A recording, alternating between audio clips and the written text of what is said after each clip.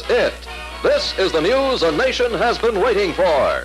The news that Nash, pioneering producer of great cars since 1902, is now announcing yet another great automobile. But news does not just happen. It is made by men who think and have the courage to act upon their thinking. Twice in the last decade, the men of Nash have made outstanding news. They made news in 1940 when they introduced the Nash 600, a car that embodied features entirely new to the industry.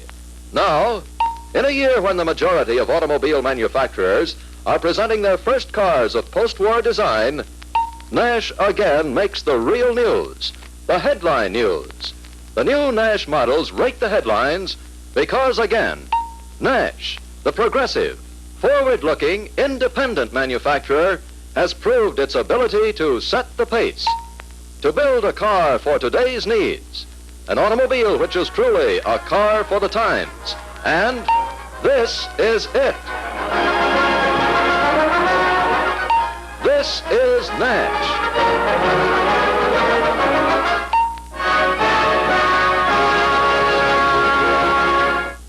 Once more, Nash presents two great lines of cars, the Nash Airflight 600 and the Nash Airflight Ambassador. For announcement, these two great cars are available in three popular body styles: the four-door sedan, the two-door sedan, and the new Brougham.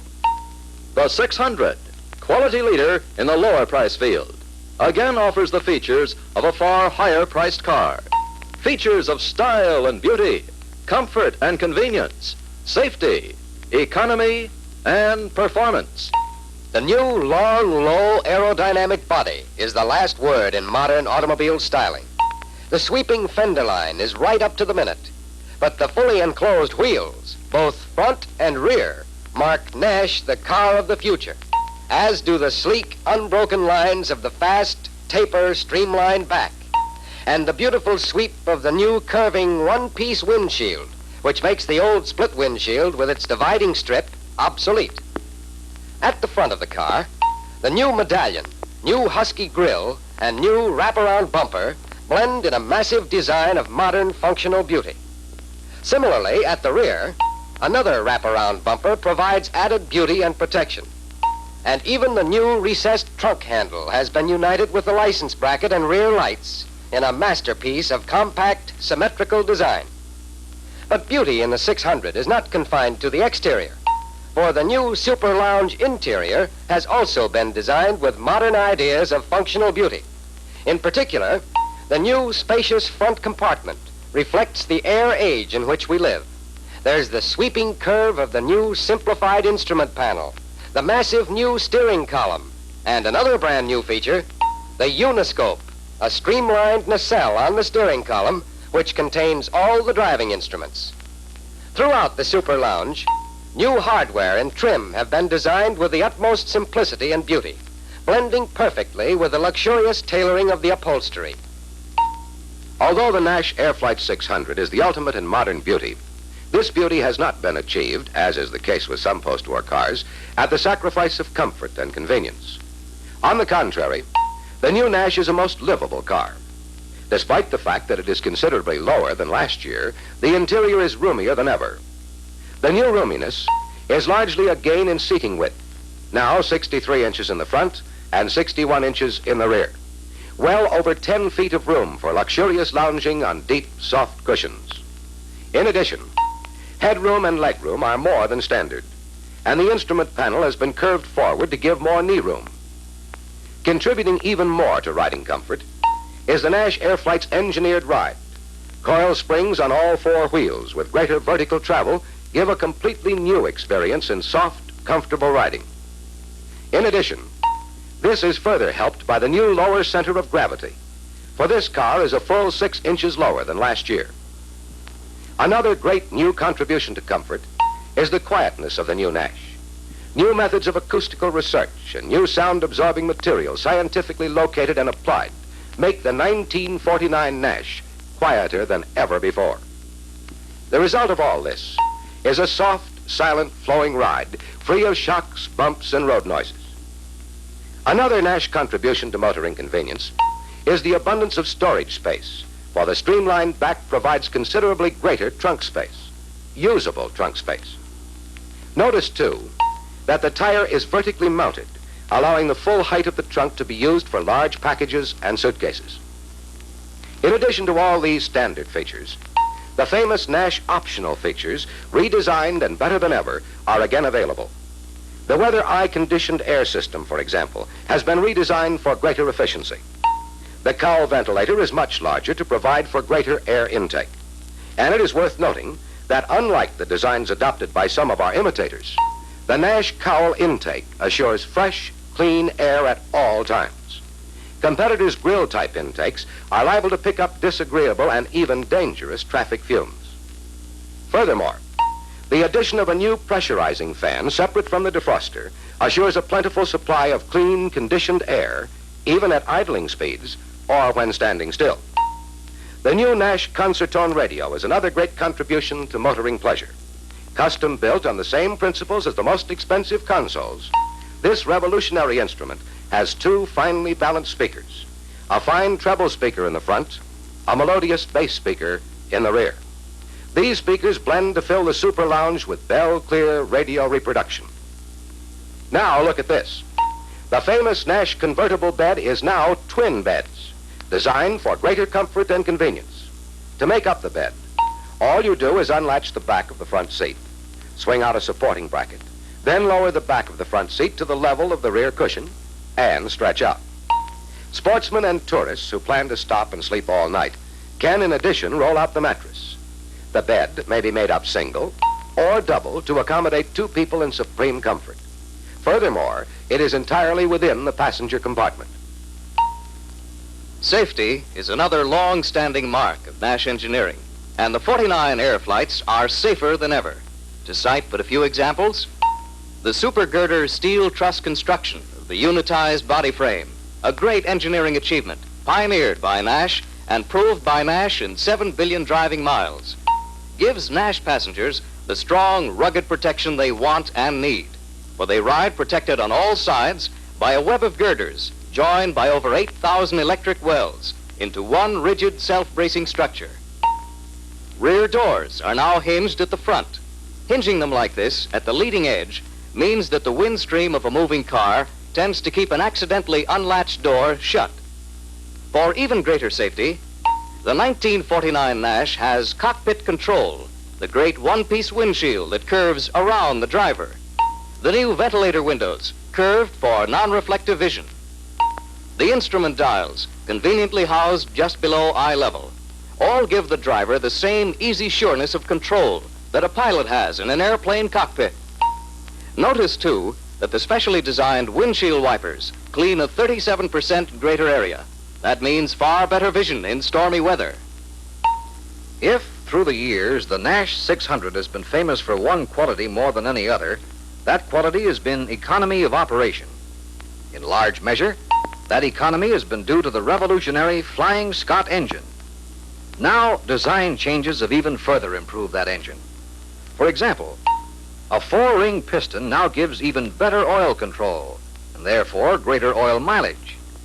But perhaps the greatest advance is the new Nash-engineered Uniflow jet carburetor, the first basic improvement in carburation in a dozen years. It's an engineer's dream because it improves performance and at the same time increases gas mileage. A Nash development which promises to revolutionize the carburetor industry. The 600, of course, leads all full-sized cars in economy. But this remarkable achievement has not been gained at the cost of performance. On the contrary, this 1949 Air Flight 600 is a fast stepper with plenty of get up and go. It easily holds its own in getaway, hill climbing, and reserve power for emergencies. That is the story of the Nash Air Flight 600 for 1949. A truly great car. A car you'll be proud to sell. A car you'll agree is truly the pattern of cars to come. But there are those who demand the superlative in luxury and performance. For those people, Nash presents the 1949 Nash Air Flight Ambassador, the top of the line for 49. Here, in the Nash Air Flight Ambassador, is the very last word in automotive elegance and luxury. The last word in soft, smooth riding and flashing, power-packed performance. The new Ambassador, in fact, is the culmination of nearly half a century of exhaustive research and painstaking engineering development, of experimenting with countless new designs embodying the most advanced thinking of automotive science, and of proving these new designs in month after month of grueling tests at the Nash Proving Grounds. Many of these revolutionary designs, pioneered and developed by Nash engineers in the 600, were tested through 7 billion miles of driving operation and proved their clear superiority over any others the industry could offer. Once proven, these designs were adapted and refined to meet the very special requirements of a bigger, more powerful automobile. For example, the all-welded, girder-built, unitized construction of frame and body is now incorporated in the new Ambassador. Similarly, the Ambassador now offers the proved principle of coiled springs on all 4 wheels, the softest ride on any road. But let's look more closely at this completely new motor car. First of all, it's truly a big car, a 121-inch wheelbase, nearly 18 feet overall, a long, sleek beauty of a car. Indeed, the long, sweeping aerodynamic lines and low, sleek contours of Nash styling find their fullest expression in a car of this impressive size. This is the car which features the finest engine Nash knows how to build. A big 112 horsepower giant, this traditionally superlative engine includes the new miracle of uniflow jet carburation. To sum it all up, it's this engine which enables the Ambassador to go from 10 to 40 miles an hour in 10 1/2 seconds, and to surge up hills with breathtaking ease. Furthermore, this engine can be depended upon for unbroken years and thousands upon thousands of miles of outstanding economical performance. And this fact is not traceable to any one feature, but rather to the painstaking craftsmanship of the men who designed and built it, the exacting procurement of the very finest steels and alloys, the absolute refusal to be satisfied with anything less than the finest. The unexcelled performance of this engine is even further improved by the famous 4th speed forward and automatic overtake, which gives effortless, silent highway cruising, plus a brilliant new burst of power for emergencies. Yes, the 1949 Nash Air Flight Ambassador, we say with pardonable pride, is the world's most beautiful, finest performing, smoothest riding automobile, every inch a thoroughbred. But that is not all. For the pinnacle of luxury is to be found in the Ambassador's luxuriously tailored interiors. A splendid array of exquisitely woven upholstering materials, of finely crafted appointments, of luxurious lounging features. All these await the selection of the proud American who purchases a new Ambassador.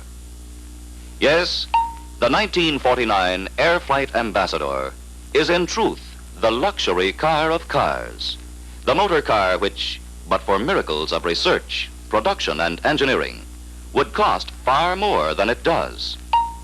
The motor car which embodies all those qualities which the public now demands, and those qualities which the public will demand from now on. The qualities which make the Nash Air Flight Ambassador the peerless luxury leader in America today. For in very truth, there is no finer motor car at any price. This, then, is the news a nation has waited for. The news that the cars of the future are theirs today. The Nash Air Flight 600, the truly big car in the lower price field. And the Nash Air Flight Ambassador, the luxury car in the medium price field. These 2 great cars are again the pattern of cars to come. Their announcement reveals an outstanding automotive achievement in design and engineering. An achievement that enables all of us to say, with the greatest pride in our proud history, this is it. This is Nash.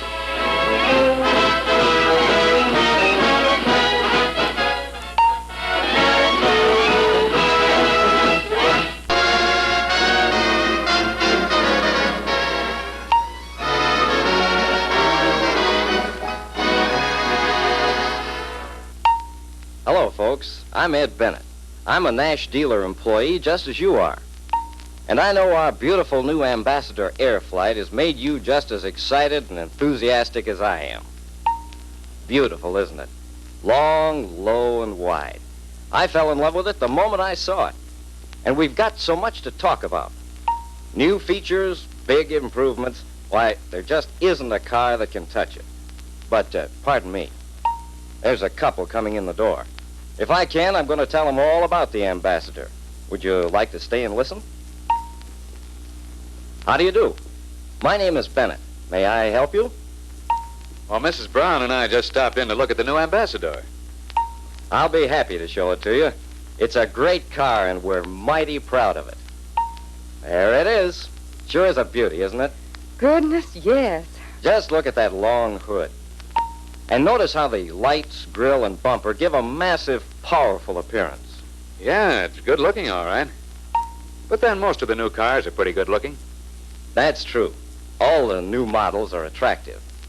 But the Ambassador not only has the new Air Flight look, it's the most completely new car on the market. As you know, in our advertising, we call it the pattern of cars to come. Just, what do you mean by that?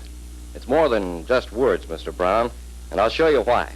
First, let's take our Air Flight styling. Here's a car that's shoulder low, just 63 inches from pavement to top, half a foot lower than the height of an average man. It's a full 6.5 feet wide and nearly 18 feet long, 121-inch wheelbase. It's really a big car. As for style, well, look at those enclosed front wheels. Nash is the only manufacturer that has succeeded in going so far with streamlining. And notice the smooth, tapered back.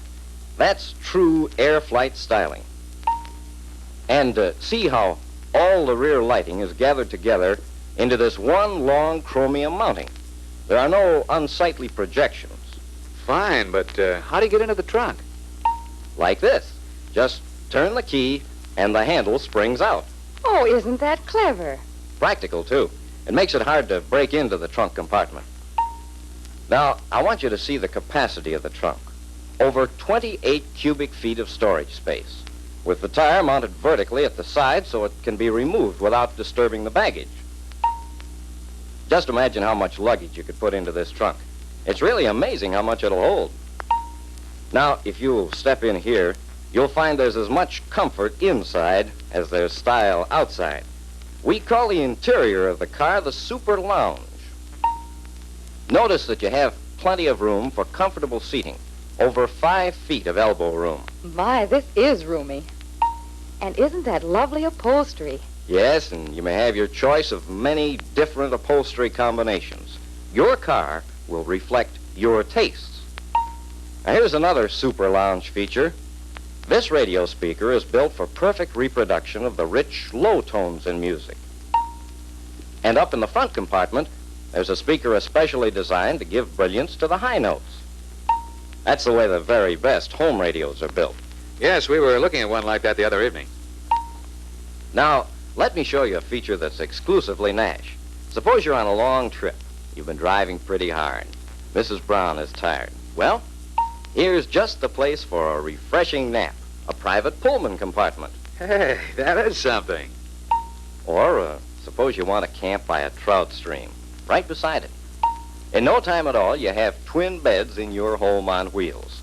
Mattresses and window screens are available, too. Henry, how did the man know you were so crazy about fishing? I don't know, honey, but he sure scored a bullseye with that bed. Now, Mr. Brown, I know you want to get behind the wheel, and I want you to see the many improvements we've made for the driver. Say, this is nice, isn't it, dear? Very nice. Look at the room you've got. 63 inches of elbow width. Even with 3 big, husky people in this seat, you don't sit. You lounge. Stretch your legs out. Cross them if you like. Yeah, this seems roomier than most of the new cars I've seen. Yes, the Nash Ambassador is roomier than most cars, even those which cost far more. Now, I want you to notice another great Nash feature. We call it cockpit control. Cockpit control, huh? What's that?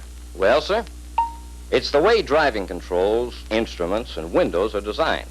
You get the same sure and complete control that a pilot has in an airplane cockpit.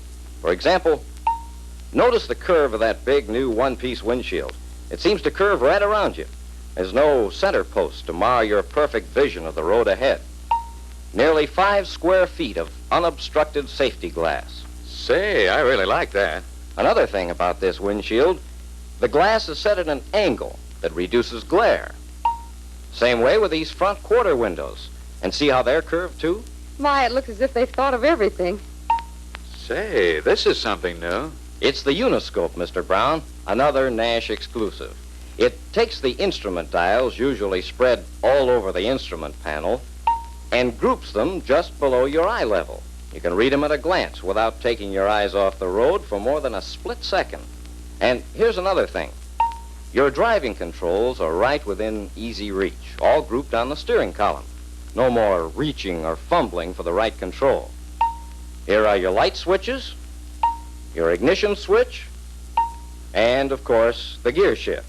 This is what we call cockpit control, and it means far greater safety. Yes, I can see that. Speaking of safety, in a Nash, you're protected by the famous girder-built unitized body and frame. What's that? Well, let me show you. This is the old way, the way most cars are built. Body and frame are built separately and joined together with bolts. In time, they may work loose, and the joints become weak.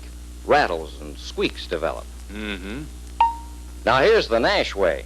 Body and frame are built as one unit, joined together by over 8,000 electric welds.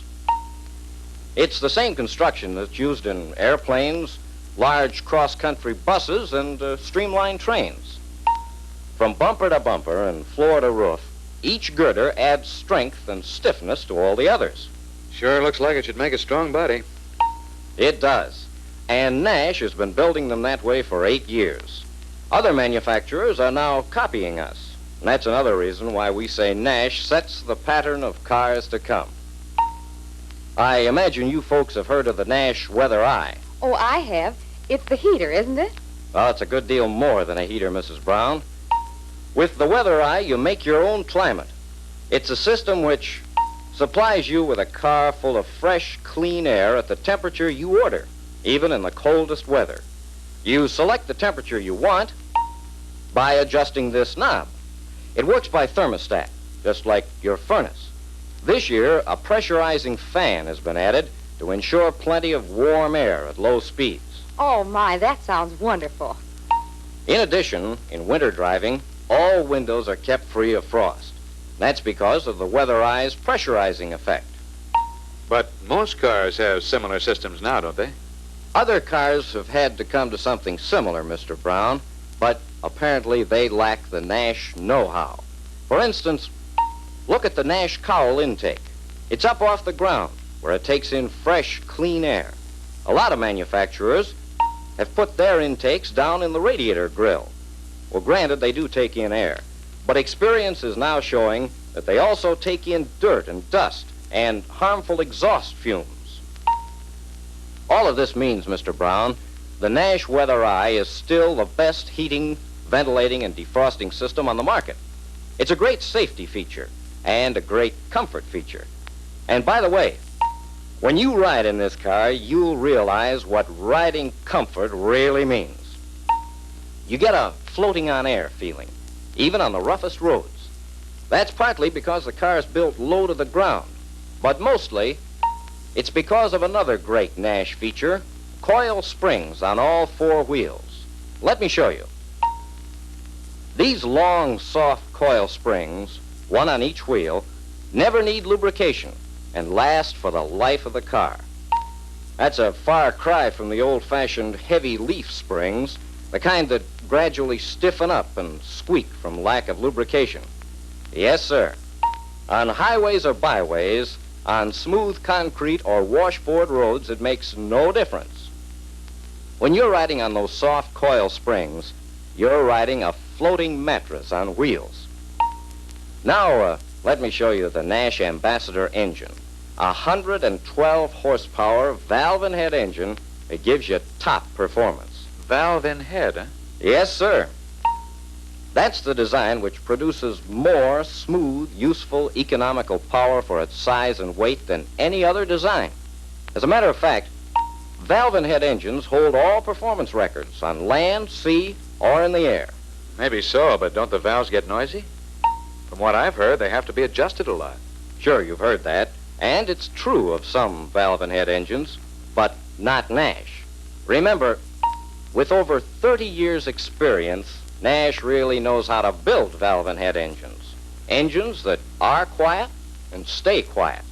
Furthermore, Nash builds more quality into them.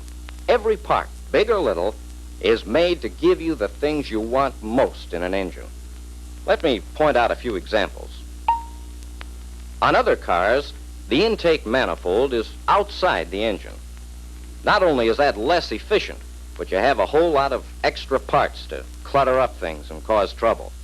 Now, in the Nash, the manifold is sealed in, cast right in the head. Well, that's costlier, of course, but it improves both performance and economy because the fuel mixture is carried to all cylinders at a uniformly right temperature. That makes sense. Another thing, this engine has Uniflow jet carburation. A new arrangement of gasoline passages now gives better mixture of air and gas. It results in smoother performance and, best of all, increased gasoline mileage. You say this is an exclusive Nash feature? Yes, sir, and only one of many. For instance, this is the only American car with a 7-bearing, 100% counterbalanced crankshaft. Good heavens, what's that? Well, you wouldn't understand, dear. It's featured on only the most costly European cars, including the Rolls-Royce.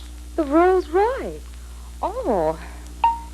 With the more rigid 7-bearing Nash construction, engine vibration is reduced to a minimum, and bearing life is greatly increased. I had no idea Nash was so well engineered. You're right, Mr. Brown. It is a well-engineered car. It's a quality car with quality features. Take the engine lubrication system. It's the full-pressure type with rifle-drilled connecting rods. This additional operation pays off by supplying plenty of oil under pressure to finely machine bearing surfaces. This is important to engine life and smoothness. Another quality feature is the new capsule-type thermostat. It's more positive acting than the old bellows type and lasts longer. Henry, hadn't we better be going? After all, we did promise Alice. Oh, yeah, that's right. But this is a mighty interesting story. Oh, well. We'll be back, Mr. Bennett. I want to ride in this car. Fine. How about tomorrow? I want you to get the thrill of driving the Nash Ambassador. Besides, I want to demonstrate our automatic 4th speed forward.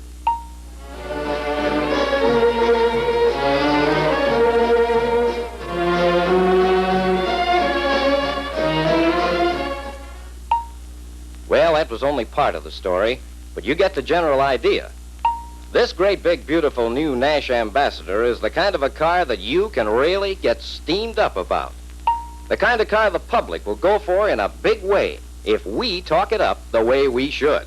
Then, like the Browns, people everywhere will want to feel the thrill of the new Nash ride and all that it means. They'll wind up sold to the hilt on the outstanding values which only Nash offers. And that's what we all want to aim at.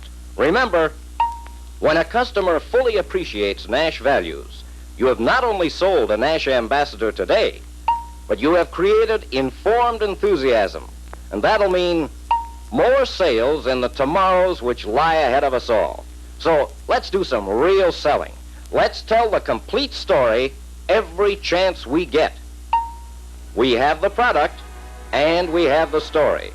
Now it's up to us to tell America and sell America on the finest motor car Nash has ever built, the Air Flight Ambassador 449.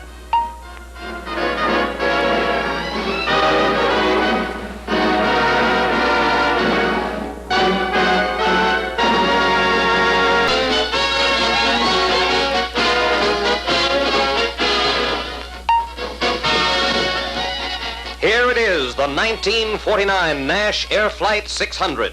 This is the car we believe we can prove to be the outstanding motor car value on the market today.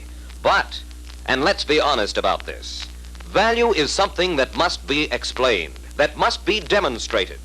We know the 600 has outstanding value. We know it, but the public doesn't fully appreciate it. We've got to show them. We've got to prove our case to our customers. To do that, we've first got to know everything there is to know about our Airflight 600. Know it inside and out, backwards and forwards. And more than that, we've got to know how to tell other people about this great new car. Tell them plainly, in words they can understand. We have got to be able to make them feel as we do about the new 600. Because if we can't do that, well, let's see for ourselves just what happens when someone doesn't know his story. That the new Nash? Yeah, isn't she a beauty? Yeah, nice looking car, all right. But outside of the way it looks, how's it different from last year's? Well, the seats are wider, and the cowl ventilator's bigger, and it's got a new carburetor. New carburetor, huh? How's it different? Well, you see, it's got a new gadget on the carburetor, a kind of a jet that's supposed to give better mileage. Oh, I see. But does that customer see? And do you think that was any way to make him know what a great car we have? I'm sure you agree that didn't do the 600 justice. Now, of course, none of us ever wants to be so much at a loss for something to say, especially when there is so much that can be said, so much that should be said about this great new car. All of us want to be prepared at all times, prepared to explain and demonstrate, to prove that the new Nash Airflight 600 is the greatest motor car value on the market. And that's the purpose of this film, to give you the complete selling story on the new Nash 600 in terms of the things your customers want, and in words your customers can understand. All right? To begin with, we know there are 6 basic appeals that include just about everything any customer wants in an automobile: style and beauty, comfort, convenience, safety, economy, and performance. Furthermore, we know that the new 600 offers more to fulfill those 6 basic appeals than any car in its price class. But what exactly can we say to prove this fact? What can we tell customers, prospects, friends? What can we tell anyone who is interested in what we have to offer that will convince them of the real value of the 600? We're going to answer that right now. We are going to take those basic appeals one by one. We're going to give you a sales story on each that you can use anywhere or anytime. All right, let's go. First, style and beauty. In this respect, the new 600 pretty well speaks for itself. All anyone has to do is see it, and immediately they'll be impressed with its beauty. But there are features you'll want to point out, facts you'll want to give. For instance, point out how low that body is. Tell them it's only 62 inches high, just shoulder high, a full 6 inches lower than last year's model. And don't forget width, 78 inches of width. Yes, this Nash Airflight 600 is a good 6.5 feet wide. It's low, wide, and long. Nearly 17 feet long. That's the new look in automobiles. And while you're talking beauty, don't forget to point out those enclosed front wheels. We are the only ones to have them now. Sooner or later, other cars will have them, but right now, we're the only ones. Furthermore, you'll want to point out the unbroken lines of the new Nash Fast Taper back. They are the best in streamlining and good styling. They reduce wind resistance and make the car look smooth, low, and fast. And while you're at it, don't forget the new Nash trim. The new grille, the new wraparound bumpers, the new rub rail, and the new design of the rear lights and trunk handle. These are all features that will appeal to style-conscious prospects. Yes, you've got an exterior beauty story that can't be beat. But in talking beauty, don't overlook the interior. We call it the Super Lounge, and for good reasons. Just look at it. Look at the tailoring of that upholstery. Run your hand over the cloth. It's soft and beautiful, but it wears like iron. And you've got a lot to cover in the way of appointments, too. Appointments like this new handy rack on the back of the front seat of the four-door sedan. Another Nash first. And appointments like cigar lighters, dome lights, hand straps, plastic window reveals, and door and window handles. All the luxuries that today's car buyer demands. Then, too, you'll want to point out the new curved plastic instrument panel, the simple design of the two-spoke white steering wheel, the new massive steering column that conceals shafts and wires, and the streamlined shape of the uniscope, another exclusive Nash feature. Yes, both inside and out, you have a great beauty story in the new 600. A beauty story that you can demonstrate, a story you can tell, a beauty story that makes the Nash 600 an outstanding motor car value. Comfort is the second quality that we know our customers want. And here, too, we've got plenty to tell them. For the Nash 600 has really got comfort.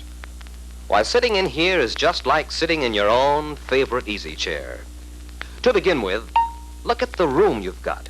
61 inches of seating width in that rear seat. And that's measured at the elbows where you really need room. And look at the leg room. 44.5 inches of it with the front seat moved forward. That's more than some of the so-called big cars that are going for much higher prices. The front seat's even roomier. 63 inches of seating width. That's 6 full inches wider than last year. And you've got 41 inches of leg room up here. A lot of room? Yes, you're safe in saying that the Nash 600 has more room than most cars, even those in the highest price bracket.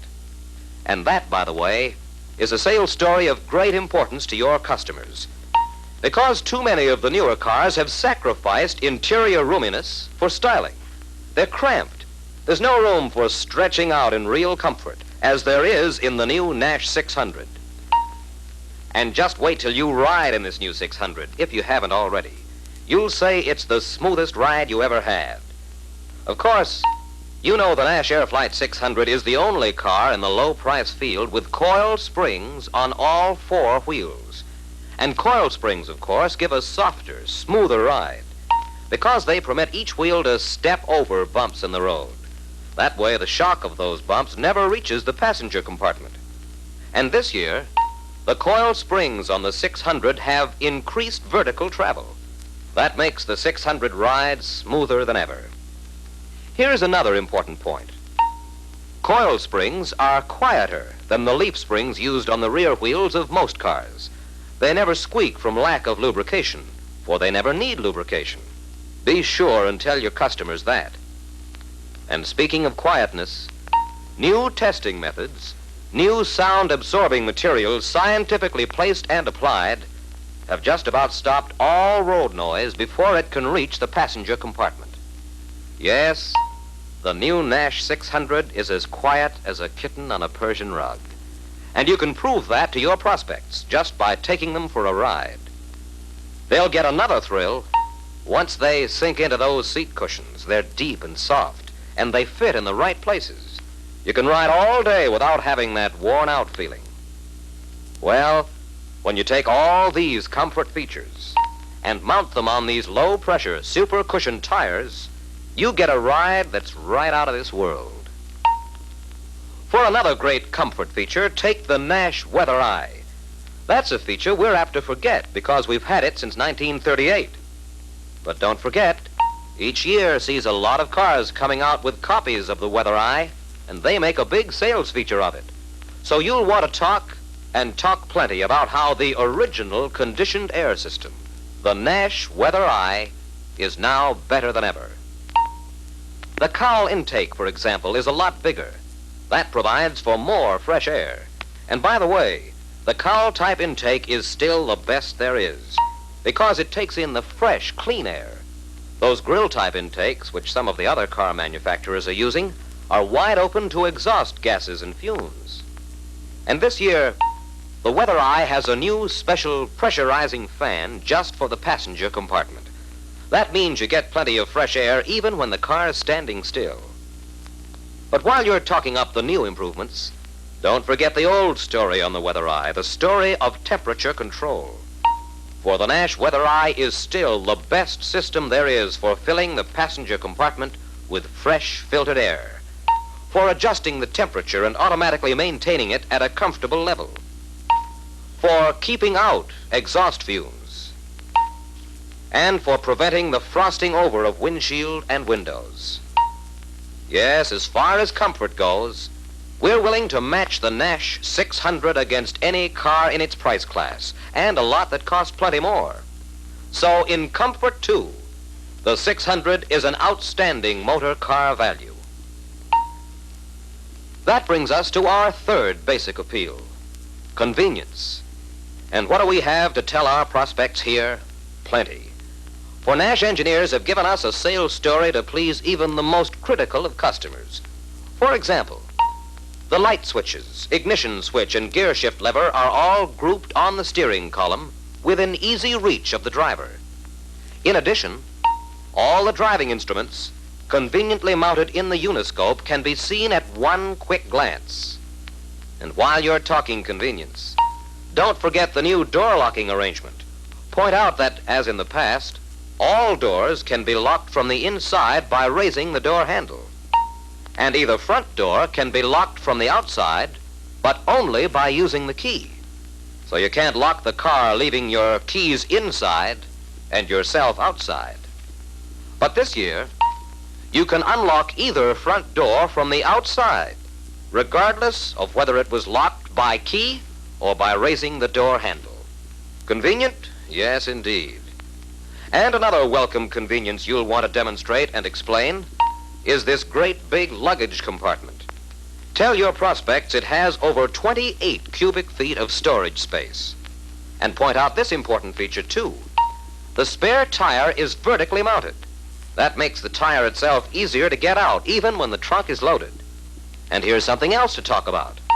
A bulb inside the trunk lights up the compartment for nighttime packing or unpacking. Then, too, the luggage compartment is equipped with a new pry-proof snap-out handle. When locked, it's flush with the deck trim. That keeps anyone from forcing the lock and breaking in. And by the way, the new rear deck supports are counter-sprung to make the deck easy to raise and to support it after it's been raised. That's new. It's plenty convenient, and you'll want to mention it to every prospect.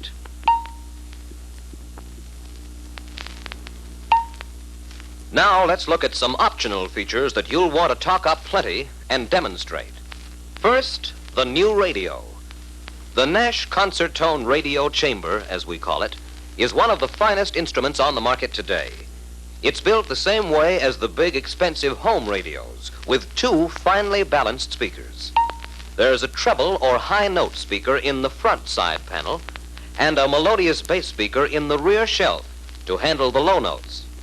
The bass speaker uses the whole luggage compartment for a baffle chamber to give it a deeper, richer tone. And while you're talking optional features, be sure to tell your prospects about the new convertible bed. One of the most famous Nash features, and a feature that only Nash has. The old convertible double bed is now twin beds, and more comfortable and much more convenient than ever.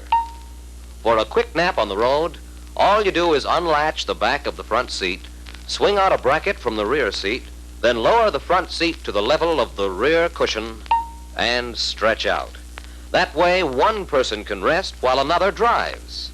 But for a full night's sleep with all the comforts of home, you can lower both halves of the front seat, roll out a pair of deep, soft mattresses, and sleep. Sleep as you've rarely slept before. And it's well worth noting that the new twin beds are entirely within the passenger compartment of the car. Yes, these are the kind of features that give you a convincing sales story on convenience. A story that will prove to your prospects that the new Nash 600 is indeed an outstanding motor car value. Now let's see what we have to tell people about safety, our fourth customer appeal. To begin with, safety is one thing that everyone wants in a car. And Nash engineers have made the new 600 safer than ever before by designing into it easier handling, surer control, and greater protection. This is something you'll want to talk up to everyone. One of our biggest talking points is the new cockpit control. We call it that because it gives the driver the wide, all-around vision and easy sureness of control that a pilot has in an airplane. Cockpit control means a number of things. To begin with, it means greater forward vision.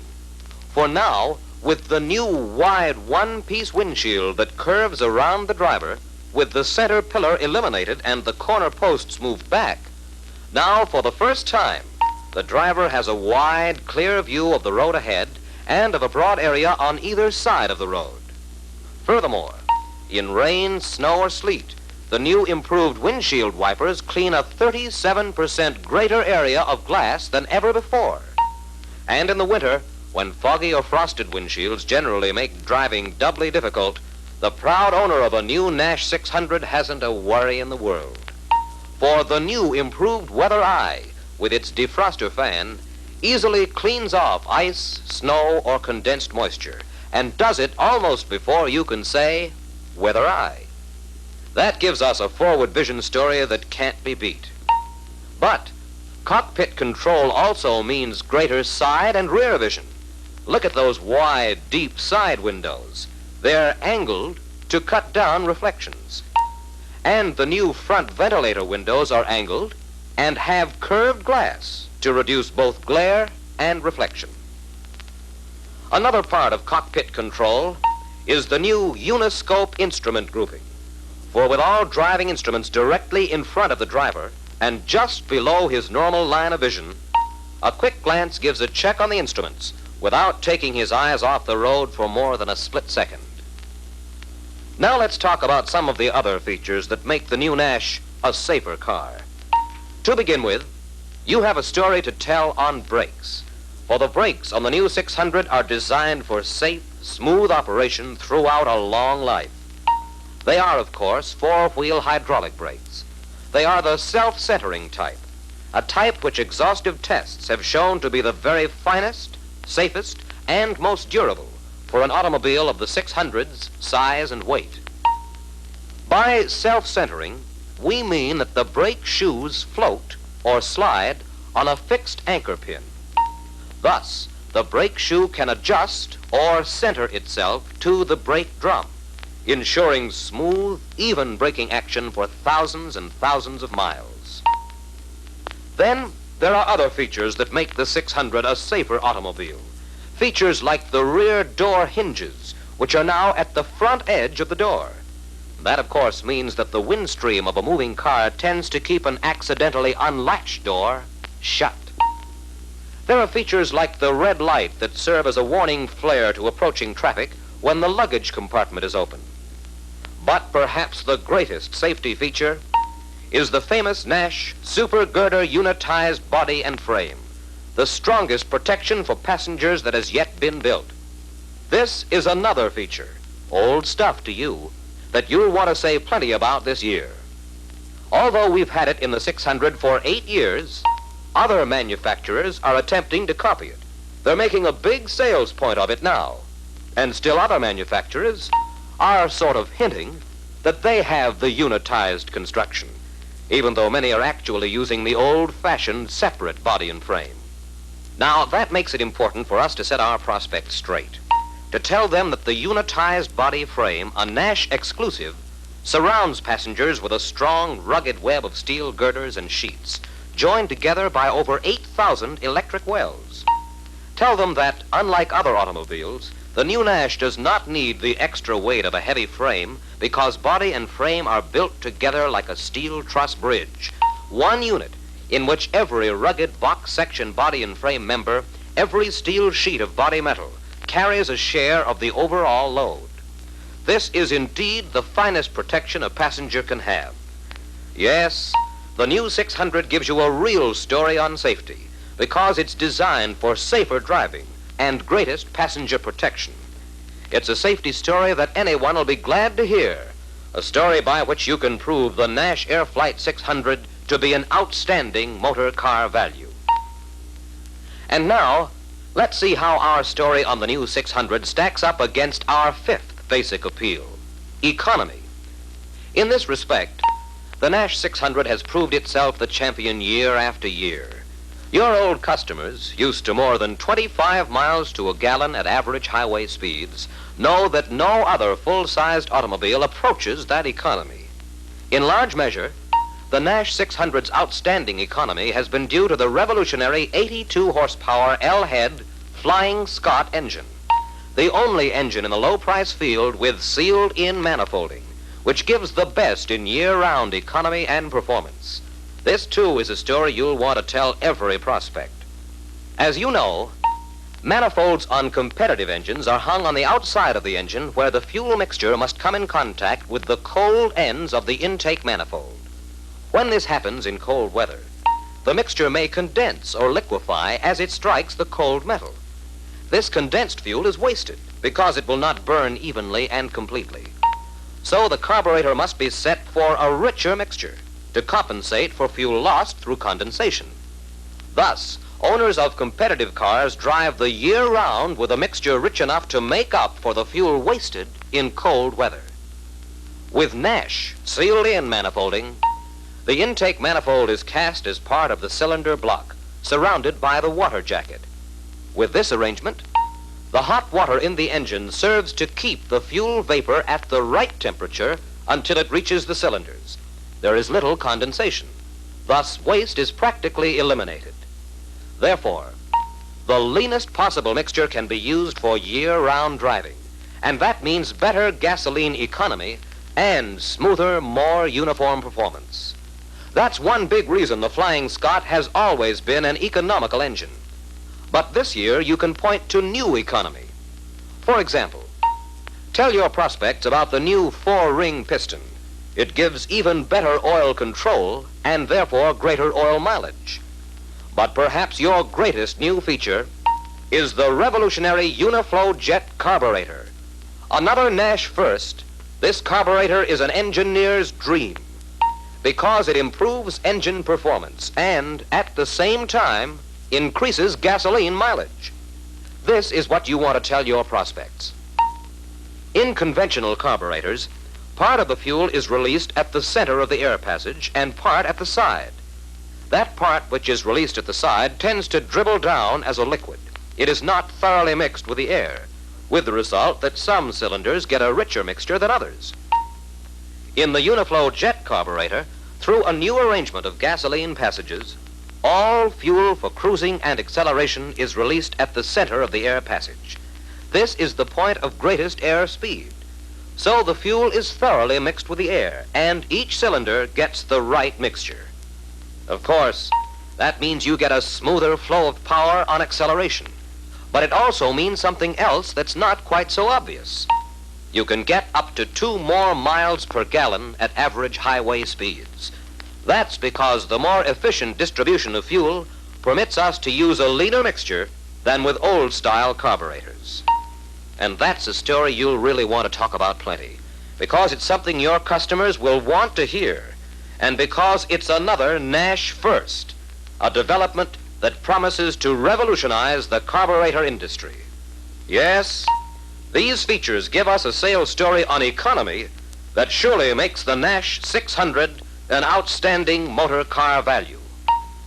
Now for performance. What can we tell people about the performance of this great new 600?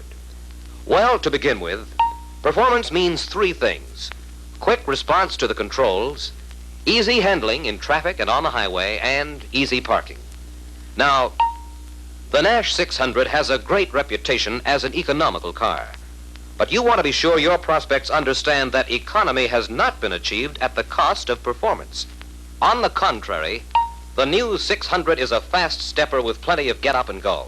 And one big reason for this is the new Nash Uniflow jet carburetor. The near-perfect mixture of fuel and air that it provides on acceleration gives a brand new smoothness, a brand new flow of power. But that's something that you can best prove to your prospects by taking them out and showing them. Then, too, The Nash automatic 4th speed forward, optional on the new 600, even further increases both economy and performance by reducing engine speed about 20% at cruising speeds, while the automatic overtake is always ready with a great new burst of power for hill climbing or passing other cars. As for handling ease and parking ease, well, again, the proof is in the driving. Demonstration is far more effective than words. But where demonstration is out of the question, tell your customers this. Though the new Nash 600 rides and feels like the big car it is, any driver will thrill to the ease with which it handles. You can swing it around a corner with a touch of the fingertips, or make a U-turn in most streets without stopping or backing. The short turning radius makes that possible. And this nimbleness helps, too, when you're trying to squeeze into a tight parking place. But that's easy in a new 600 because you can cut her sharp and you can see your fenders. Yes, indeed. Any way you look at it, you've got a lot of points to cover on performance. Points that make the new 600 an outstanding motor car value. It offers more to fulfill the 6 basic customer appeals than any comparable automobile. So tell your prospects all about it. Tell your friends, tell anyone who's interested. Tell them about the low, wide beauty of the Airflight body and the beauty of the Super Lounge interiors as well. Tell them about the great comfort offered by deep, wide, soft cushions, by Weather Eye conditioned air, by the soft, flowing ride of 4 coil springs. Tell them about the modern convenience of having every need provided for and everything in the right place. Tell them about the great safety of cockpit control with all-around vision and of the welded steel super girder unitized body and frame. Tell them about the high mileage economy and the Uniflow jet carburetor, which means far greater distances between gas stops and far more miles for every upkeep dollar. Tell them about the great new performance, the quick engine response, the easy handling, and the easy parking. These are the things people will want to hear about. For these are the qualities which make the 1949 Nash Airflight 600 a truly great motor car. A car you'll be proud to demonstrate and talk about. A car you and your customers will know is the pattern of cars to come.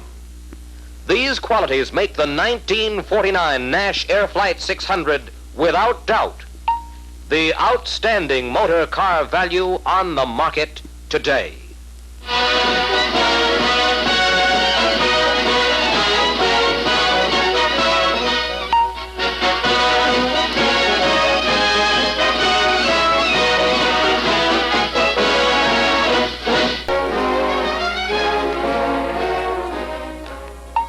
In part 1 of Showing and Demonstrating, we've seen how important it is to prepare thoroughly for the sales room presentation and the road demonstration. We learned that in preparing to demonstrate, it's important to know the product so that we can present it in terms of buying appeals, to keep the demonstrator in perfect condition, and to plan a route to demonstrate all Nash features. In this film, we are going to see just how the sales room presentation and road demonstration should be made. But first, let us answer this question. What is the purpose of the sales room presentation and road demonstration? You will immediately say, to sell the prospect and get his order. And you will most certainly be right, but in order to make the sale and get the prospect's order, just what must your sales presentation and road demonstration do? Let's look at it this way. You sincerely believe that our Nash Airflights are the best cars in their price class. You believe they offer the greatest motor car value, that they have many features not offered by any other car. All right? Your sales presentation and road demonstration must build in the mind of your prospect the same belief and conviction of Nash value and benefits that you have. Yes, when the prospect has the same belief and enthusiasm that you have for the values of our Nash Airflight, it is then, and only then, that you will get his order. That is the purpose of the sales room presentation and road demonstration. And the procedure falls into 4 easy steps: the opening, the presentation of the car, the road demonstration, and the close. Each step should prepare the way and lead into the next step. The opening should lead into the presentation. The presentation should build the prospect's interest in a demonstration. And the demonstration should lead into a sale. But keep in mind that we should always be ready to close when the prospect is ready to buy. Now, as every salesman knows, it's impossible to make one procedure fit all cases because different prospects and different circumstances make it necessary to adapt our approach to fit their needs. Some openings are made in the home, others in a prospect's office. Sometimes the first presentation of the car is made in front of a prospect's house. The main point is to have a plan that you can apply to every selling situation. Take the case in which a prospect walks into the sales room. Any salesman can do what we're going to talk about. In fact, might do it better. But what we cover here serves as an example of how to go about it. The first step is the opening. Keep in mind when we first meet the prospect to be cordial, friendly, and sincere, to win the confidence of the buyer. Then find out what he's most interested in, what his wants and needs are, because that's what will make him buy. And from the very beginning, aim to hold his attention and increase his interest in Nash. This leads into the presentation. Of course, if he's already a Nash owner, he's already sold on Nash. So stress the improvements and the new features in the Air Flight. If he owns a competitive car, present our car in terms of superior and exclusive features, advantages the prospect will get in becoming a Nash owner. Now, one way to handle the presentation of the car is to show features in the order in which the prospect naturally meets them. The beauty and styling of the exterior, and then the interior, followed by the comfort and convenience features, and right on through safety, economy, and performance. That is the way you will do it with most of your prospects. But suppose a prospect asks a question. That tells you where his interest lies and where to start the presentation, like this. I've read about the weather eye. What does it do? The weather eye, Mr. Martin, is one of the finest comfort features ever put into an automobile. It's a conditioned air system that provides draft-free automatic heating and ventilation. The weather eye unit is concealed behind this panel and is regulated thermostatically simply by setting this control knob. This switch controls a fan which maintains air circulation at low speeds or when the car is parked. With the weather eye, you have no cold drafts, no steamed-up windows, no stuffy air, no dust or dirt.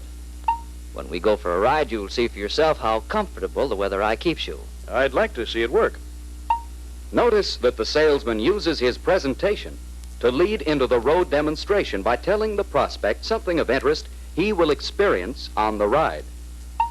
Remember, too, that certain features can be shown better in the sales room than on the road.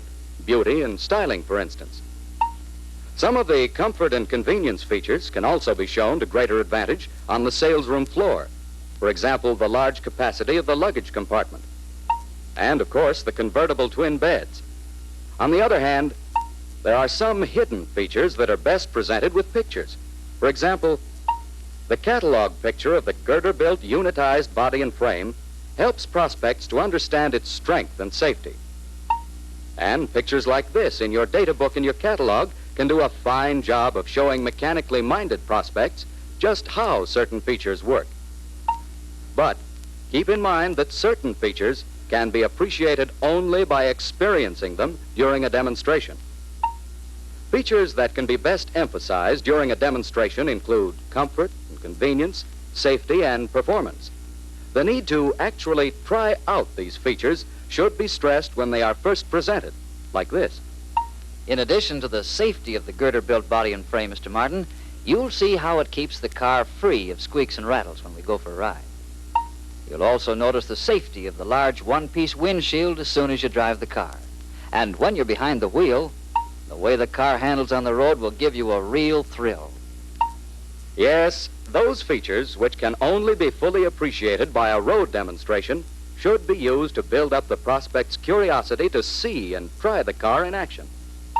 Now, let's watch our salesman friend demonstrate the 600 to Mr. Martin, a competitive owner, after they've gone over the car in the sales room.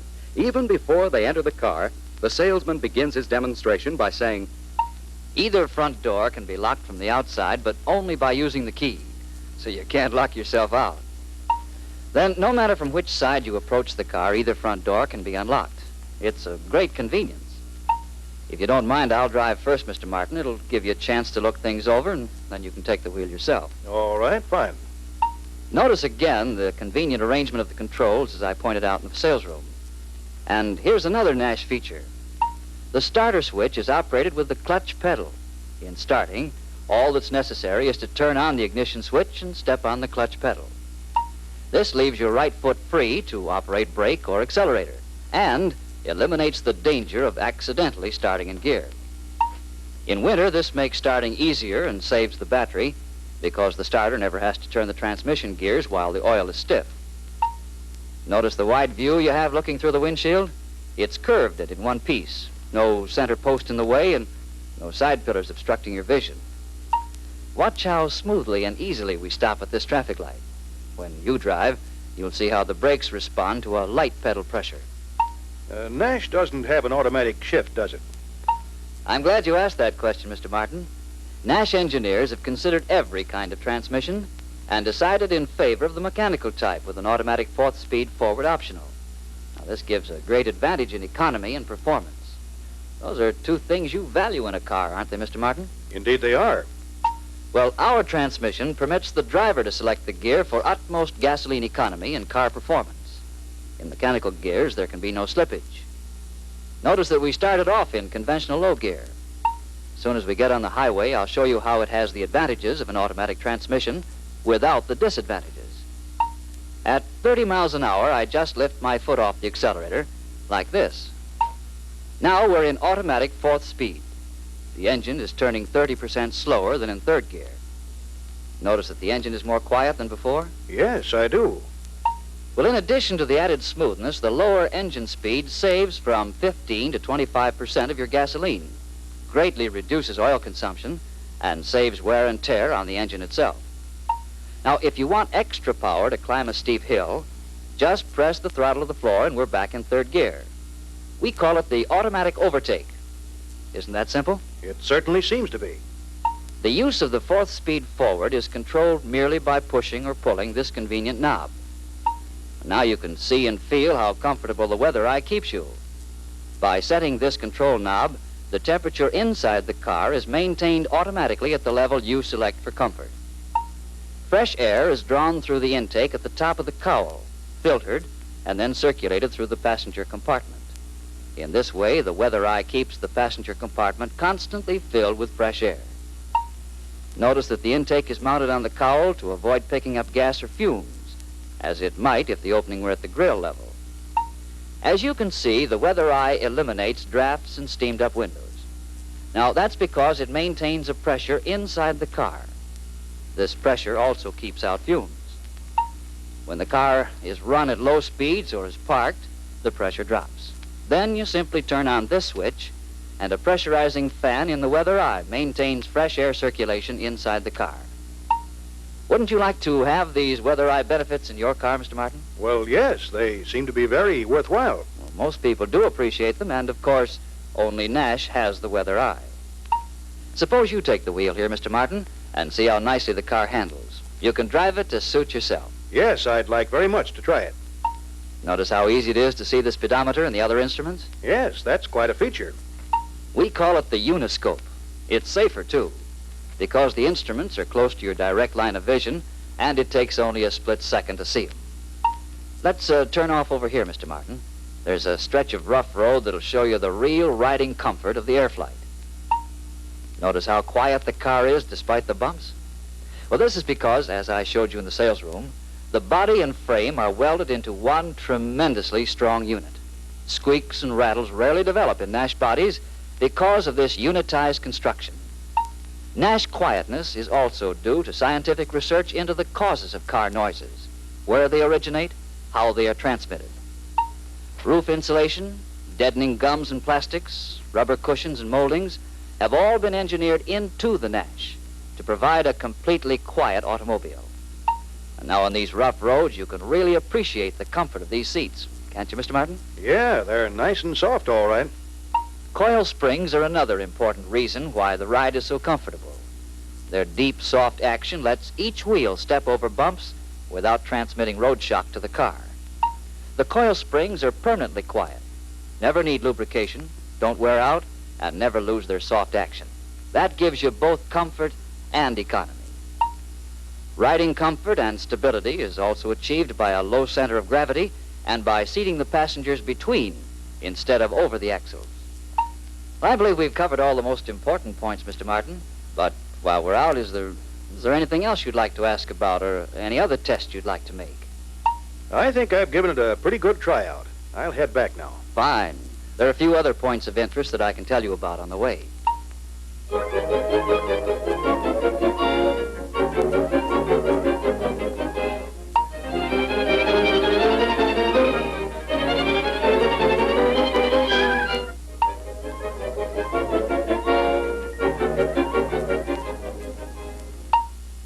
I'd like to have you park the car here in front, Mr. Martin, so you can see how easy it handles in close quarters.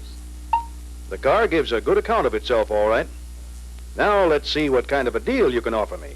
Come on inside, Mr. Martin. I'm sure we can work out a satisfactory arrangement. I sure hope we can, because I certainly want to own that Nash. Yes, every prospect who gets the right kind of presentation and demonstration becomes sold on Nash. When he knows enough about the car, when he's tried it out for himself, when he's enthusiastic over our product, the prospect is ready to close. He thinks less about competition and used car allowance and price. Because you have built in his mind the same belief in Nash values and benefits that you have, he's just as sold on Nash as you are. And after he's bought his new Nash, he makes a better, more enthusiastic owner, a real booster, because he understands Nash features and explains them to others. So remember to take your prospects through the 4 steps of showing and demonstrating. The opening, to get on a friendly basis and win confidence. The presentation of the car at the sales room or outside, using pictures wherever they will help to explain and sell. The road demonstration, to give the prospect the feel of the car, a sense of ownership. Your demonstration so planned and carried out to give him complete knowledge of Nash features and values. And finally, the close, making the sale while the prospect is enthusiastic about the product and favorable toward buying Nash. When you realize how important it is to demonstrate, you want to give every prospect a complete demonstration. The results themselves will demonstrate to you that you're on the road to more Nash sales and better Nash customers.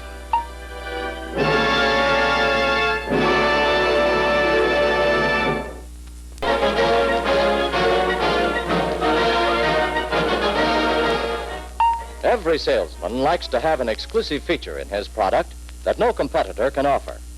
Every salesman wants to be able to say, And you can't get this on any other car, Mr. Jones. many of the modern engineering features found on all automobiles today were at one time exclusive to one manufacturer. You can see what an advantage it would be to you today if you could say, This is the only car on the market equipped with 4-wheel hydraulic brakes. It's a safety feature you must have, Mr. Morris. Just take a look at it, sir. You can see it's a real improvement over the conventional soft top. Our car is the only one that has this all-steel top. Mr. Smith, I want to show you how you can start a car without using a crank. It's the revolutionary self-starter, and it's an exclusive feature with us. yes, if today you could offer features like those exclusively, you'd have buyers swamping you with orders, because people have been sold on the advantages of these features. But when 4-wheel hydraulic brakes, all-steel body, and the self-starter were new, they had to be explained because people didn't understand them. They had to be sold by salesmen, by dealers, and by advertising campaigns. And those who really sell the improvements while they are still exclusive are the ones who benefit most by new developments, because it gives them a big jump on competition. Of course, today, no one would consider buying a car without 4-wheel brakes and an all-steel body, and what were once exclusive features are now found on all new cars. But today, a Nash salesman can truthfully make this statement to any prospect. We have an exclusive feature that's one of the greatest automotive improvements in 40 years. Nash Air Flight Construction, the unitized body and frame. Yes, it's true. Air flight construction is one of the greatest improvements ever made in an automobile. And only Nash has it. It's something every Nash salesman can tell the whole world about. But let's consider for a moment. Do we completely understand what air flight construction is, what it does, how it benefits the buyer, and how to get these facts across to prospects? If we know the whole story behind air flight construction, we can sell it with enthusiasm, because this modern design has all the appeals that make people buy. So, let's start from the beginning.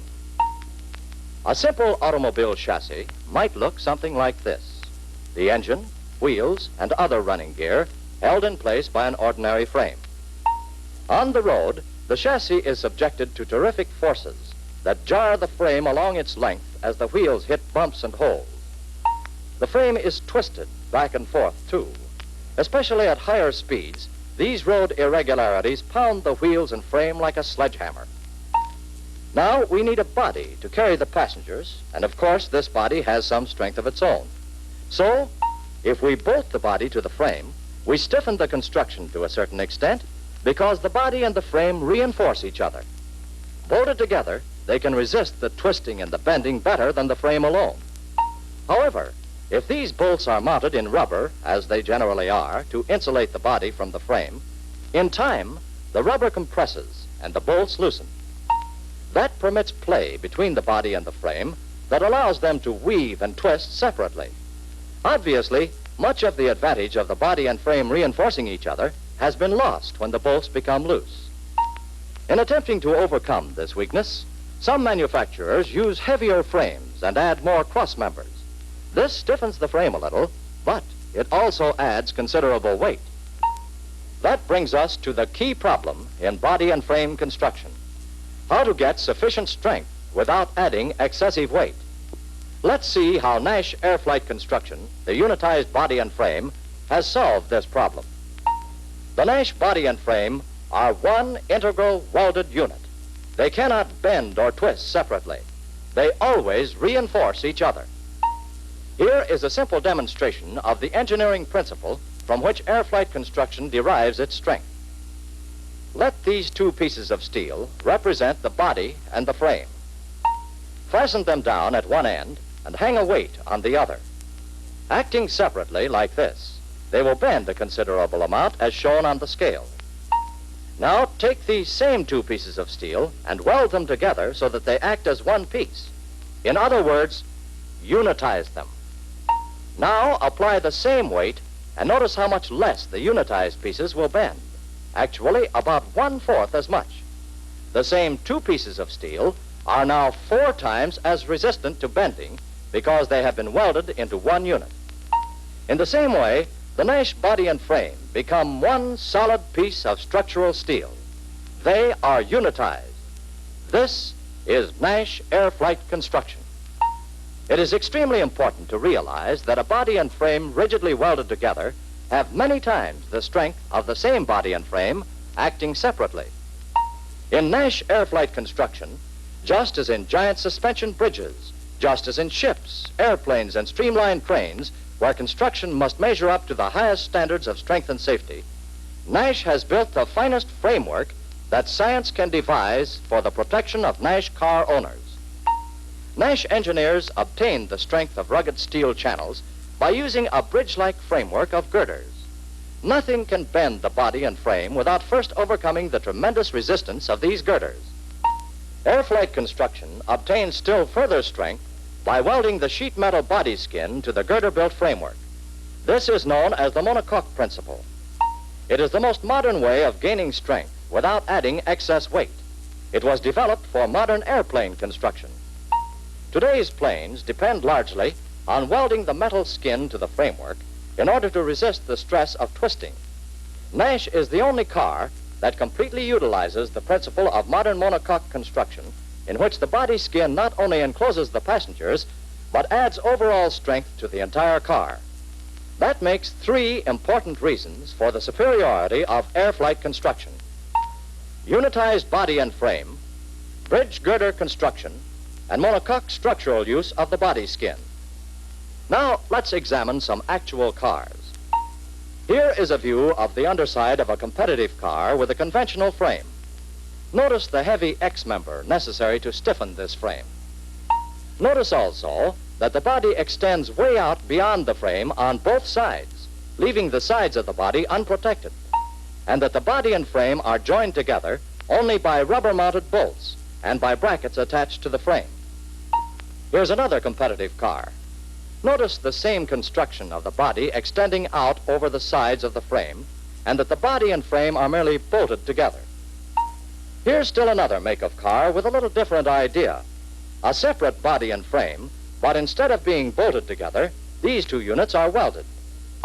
While welding is superior to bolting, this car still has a heavy separate frame and does not provide the advantages of modern unitized construction. Now, let's look underneath a Nash. First, notice that the frame members give complete support to the widest part of the body. There is no body overhang, as in other makes. In Nash, this protects the car like a bumper in case of impact on the side. Notice, too, the complete absence of bolts and brackets for fastening the frame and body together. That's because the frame and steel floor are welded into one solid unit, each one reinforcing the other, and together giving a tremendous combined strength. With more than 8,000 electric welds joining all the members into one solid unit, every bit of metal adds its part to the total strength, making the airflight construction the strongest in the industry. Now, let's prove its superior strength. Here is a test made by engineers to compare the strength of unitized construction with that of conventional design. Each body and frame was twisted by applying a heavy load to the beam in front. The test gave this result. The Nash type of construction has almost 3 times greater resistance to twisting than competitive cars with conventional body and frame. But this greater strength is only part of the Nash story. The remarkable fact is that its ruggedness has been achieved with an actual reduction in weight. By this exclusive design, Nash has eliminated hundreds of pounds of useless weight. There you have the double achievement in air flight construction. More strength with less weight, bringing tremendous benefits to Nash owners. But now, someone may ask, If this construction is so good, why don't other automobile manufacturers use it? A very good question. No doubt everyone would like to know the answer. We've got to go back a little in automotive history to understand why Nash is the only manufacturer with air flight construction. The first cars, the horseless buggies, didn't have much of a body on them. The early makers were too busy trying to build a vehicle that would run. The frame of the automobile was made of tubing, like that used in bicycles, or of wood, the way carriages were built, using angle iron for added strength. But soon the automakers realized they'd have to build a special frame to suit their new requirements. Thus, the pressed steel frame came into use. With bodies made of wood like carriages and frames made of steel as part of the chassis, body and frame were regarded as 2 different items and were manufactured as separate units. Automobile factories were therefore set up to produce body and frame separately and to bolt them together on the assembly line. But Nash engineers realized that the modern all-steel body had a natural strength of its own, which was being neglected under the old system of joining a separate body and frame together. Accordingly, over 10 years ago, when our engineers set out to build a new and better car, they determined to develop the best possible construction. Through endless research, experiments, and exhaustive tests, Nash engineers developed the now famous air flight construction. And what is just as important, they solved the problems of building the unitized body and frame in large quantities on the production line. It required entirely new manufacturing methods, so Nash completely re-equipped its factories at tremendous costs to give Nash car owners greater economy and greater safety through this modern scientific principle of structural design. Nash pioneered this development and is the only automotive manufacturer today that has the factory setup, the know-how, and the experience to build air flight construction successfully. But there are countless other industries where the same principles are applied, since the achievement of greater strength and reduced weight is the goal. We have already seen that in today's airplane, where the most strength with the least weight is essential, the principle of air flight construction has long been used. Modern railroad cars are built on the same principles. As a result, they are not only 38,000 pounds lighter in weight, but almost 4 times as strong as required by the safety standards of the Association of American Railroads. In fact, the latest and most advanced of all modern trains, the Talgo, has perfected this principle to such an extent that the complete train, engine, tender, and 6 coaches, weighs little more than a conventional sleeping car. The advanced engineering design used in the construction of this train of tomorrow is identical to Nash air flight construction. And modern streamlined buses use the air flight principle of unitized body and frame construction. Why? Because it eliminates useless weight and adds strength and safety. And so, these 3 principles, unitized body and frame, bridge girder construction, monocoque structural use of the body skin, are responsible for the superiority of Nash air flight construction, which means greater strength with less weight. These 5 words sum up the tremendous achievement of Nash engineering. Greater strength with less weight. Now we know what air flight construction is, what it does, and why Nash alone offers this great new design. Let's also be sure we know how to present the information so that people will want to buy the car with exclusive air flight construction. They can get it only in Nash. They can buy it only from you.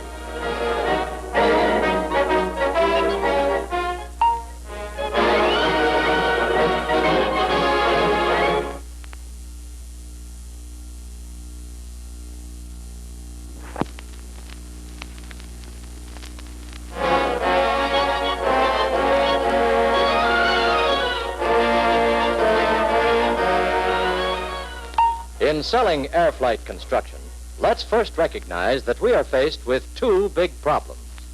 1, air flight construction is a hidden feature. It can't be seen. It's concealed under the sleek Nash exterior. 2, it needs explanation. Even if we show the prospect X-ray pictures of the unitized body and frame, it still needs lots of explanation in terms of advantages to him as a buyer. But knowing how to sell air flight construction pays off. It's a tremendously important feature, and the prospect can get it only in Nash. Since air flight construction is hidden, we've got to arouse the prospect's interest by introducing it as a feature that will benefit him like this. Air flight construction, unitized body and frame, is one of the greatest automotive improvements in 40 years. It's a feature found only in Nash, and it gives you advantages not obtainable in any other car. Then, to show the prospect what air flight construction is and what it does, use the illustrations in the data book and in the catalog. Use all your selling aids to help him visualize air flight construction. Bring out this hidden feature until the prospect is convinced that Nash air flight construction, the unitized body and frame, means greater strength with less weight. Then you're ready to interpret this result in terms of the basic appeals that make people buy any car. The beauty, comfort, safety, economy, and performance directly resulting from air flight construction are the advantages that should be sold to prospects. Air flight's greater strength means more safety. Air flight's reduced weight gives advantages in economy and performance. The principle of air flight construction also makes it possible to lower the body floor because there is no deep, bulky chassis frame as in other cars. Lowering the body floor provides more headroom without adding to the overall height of the car. Rigid girder-built air flight construction resists stress and twist, which contribute to front-end vibration. Body rattles and squeaks are eliminated with air flight construction. The single welded body and frame forever eliminates this disagreeable annoyance and frees the owner from the expense of body tightening. Air flight's extra strength means a more rigid car, steadier and more roadable. This results in a more comfortable ride. Now, let's see how this construction gives your buyer more safety. Most everybody knows that strength and safety go together. If we prove to our prospect that air flight construction gives extra strength, he'll agree that Nash is a safer car. Here are a few points that should be stressed. The underframe extends all the way to the side of the car. The rugged structural girders act as a protective barrier in case of impact from the side. In addition, the domed air flight roof gives passengers the extra protection of a strong overhead structure. Its shape also helps to strengthen the entire car. The rigid structure here in front of the passenger compartment gives greater protection in the event of a head collision because it is part of the bridge girder construction. And so, air flight construction, with its greater strength, its advanced scientific design, gives your buyer more safety and more comfort.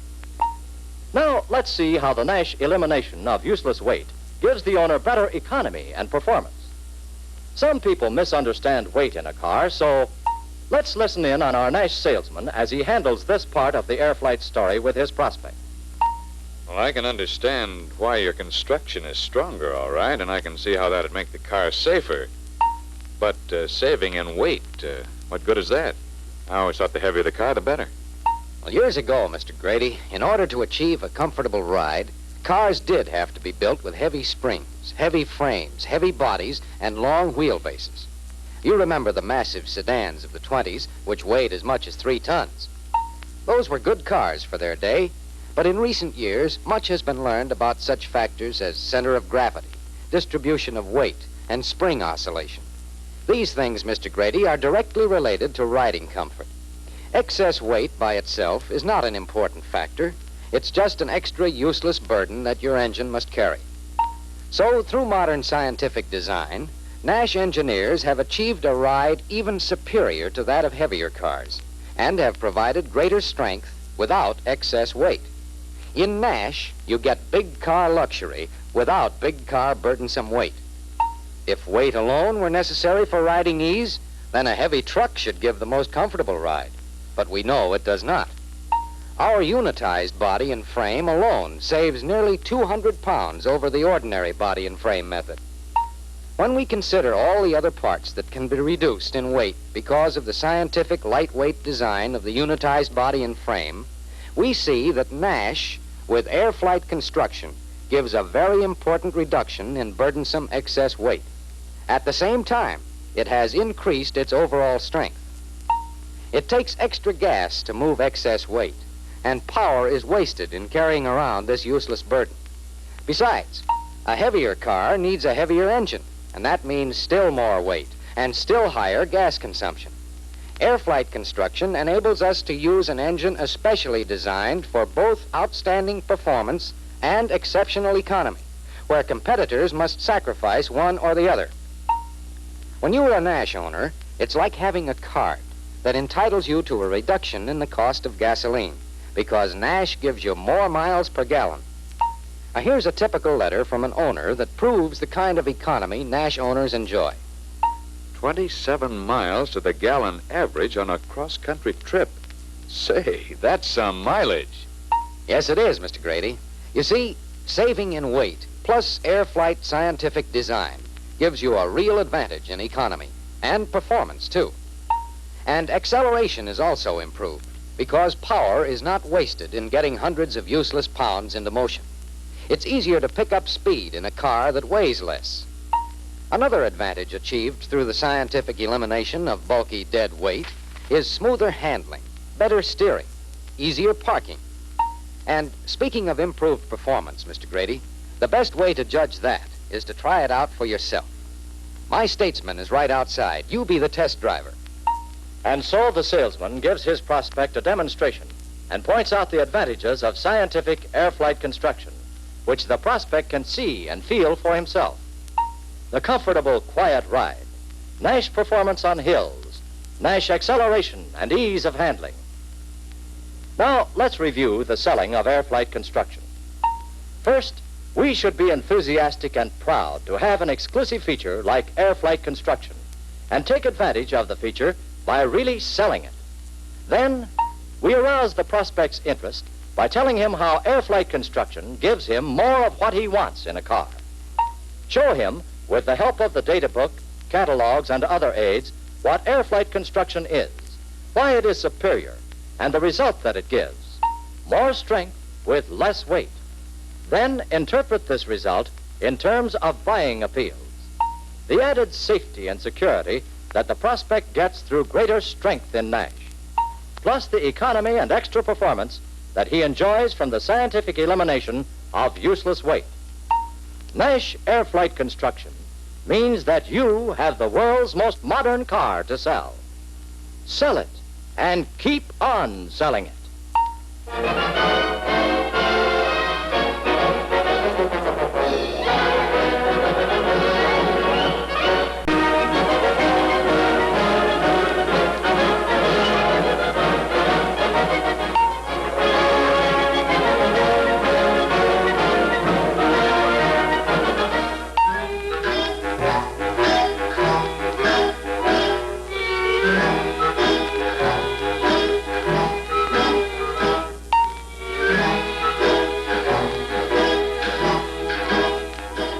Look familiar?